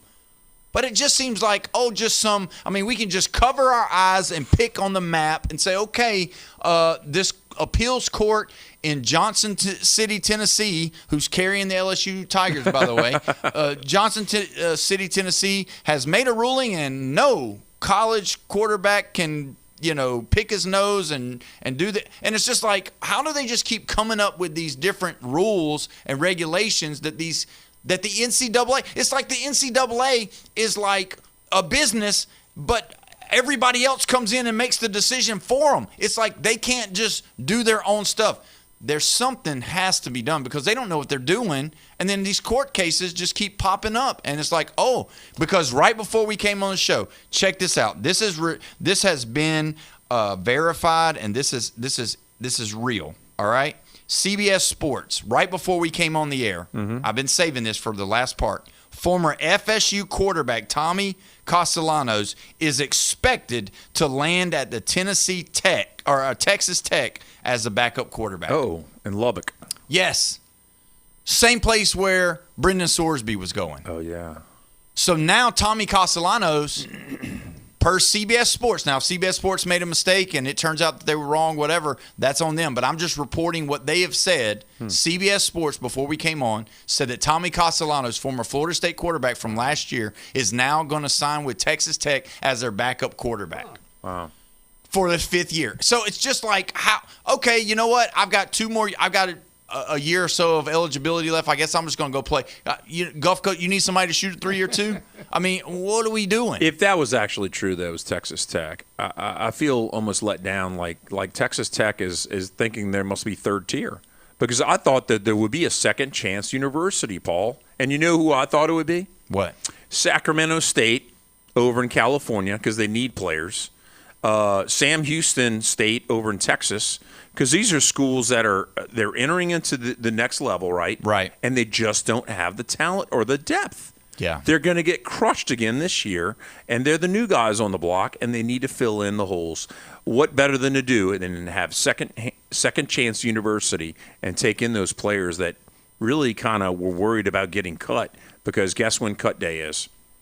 It's the 30th of this month. I don't think they should come, though, Jeff. If they've been in the preseason, if they put on that uniform and they've been in that locker room and they're not good enough, then you know what? They're not good enough. Mm-hmm. Like, there has to come a time where you look at yourself in the mirror and you say, am I good enough or am I not? But I know the flip side, and we've had people call in about it. You can't knock people for wanting to go make more money somewhere else playing a kid's game. Mm-hmm. And so that's what Tommy Castellanos is doing. He's banking on the fact that Brendan Sorsby not going to be there and that the quarterback that they have right now is coming back from an injury. He's thinking that he's going to get his shot. Would it surprise you if Tommy Castellanos is the starting quarterback eventually at Texas Tech? Yeah. I mean, he's going to have a chance. Yeah, of course, because he's played a lot of football. It's been proven Boston that when you College. play a lot of football, you know the game. Yeah, and so that's the deal. I don't see I don't see this infatuation about these players. This is just, to me, this is just like, I don't understand why you're not banging your hand on the table, because this is just like the Alabama player playing the G League and then coming back and playing in the regular season. Now, if they start playing, you're going to be okay with it, because I'm not okay with it. They should not. I know why it is. I know why you're acting like that. It's because I guess one of the LSU linebackers is coming back. Is that why you're not big time against it? So you're okay with them coming back? No, I'm not okay with them coming back. But supposedly the story is that the guy's not coming back yet. Okay. Yeah. So when it happens, it's so crazy. I mean, they put all kind of stipulations on this. You 5 years from high school graduation, and all kind of stuff like that. And then they just can't even enforce their own rules. We have a ruleless society here, lawless. Well, in the NCAA, it's just they can't do their rules. They don't know how to enact rules. They don't know how to penalize people. They don't know how to make people. I mean, it's like if my wife was to wait on me until I get home from work to discipline the kids. It's like, you're a parent too. Oh. If he acts up, get on him. If she acts up, get on her. Don't wait for me to and that's what the NCAA does, is they allow this whole wild, wild west, just run rampant, do whatever you want, whatever you can do it, and we'll wait for a court somewhere in America. We don't know where, because we've had courts in Mississippi, we've had courts in Alabama, now we got courts in Colorado, and then we had a court in Minnesota, and we had one in Virginia, and we had one in Tennessee. And everybody's like, well, is Diego Pavia coming back? Is Diego Pavia coming back? It was like, no, he already lost his court case. Mm-hmm. So that's the biggest question. It's just it's stupidity. I don't see why they're doing it. I do see why they're doing it, but I don't see why the NCAA just don't stop and say, this is our organization. We're going to run it the way we're going to do, and that's it. You can't play. You're ineligible. Yeah. But I do like the fact that Notre Dame said no, and Greg Sankey said no. So that's a good thing. Listen, we appreciate everybody that listened this week. Thank you to all of our great sponsors. Go out and visit them this weekend. Maybe Golf Plus, Lone Star Bull House, Deckhand Social, Instant Replay Sports Cards, PCB Hobby, all of them. Recommended Collision Center. Hopefully you're not in a collision, but if you are, they will get you taken care of. So either way, that's it for us. We are going to be coming back ready to go Monday. And maybe the Braves will win. Yeah. Well, we're hoping that Arnold wins tonight. And Bay, Bozeman, Rutherford, North Bay Haven, all of them. You've been listening to the Sports Blitz with Paul Wilson, 104.3 ESPN, Northwest Florida.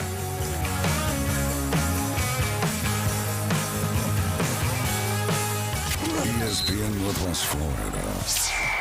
It's the Coach James Hale Show. North Carolina, Bill Belichick. Are you kidding me? Only 4-8, 2-6, no bowl game.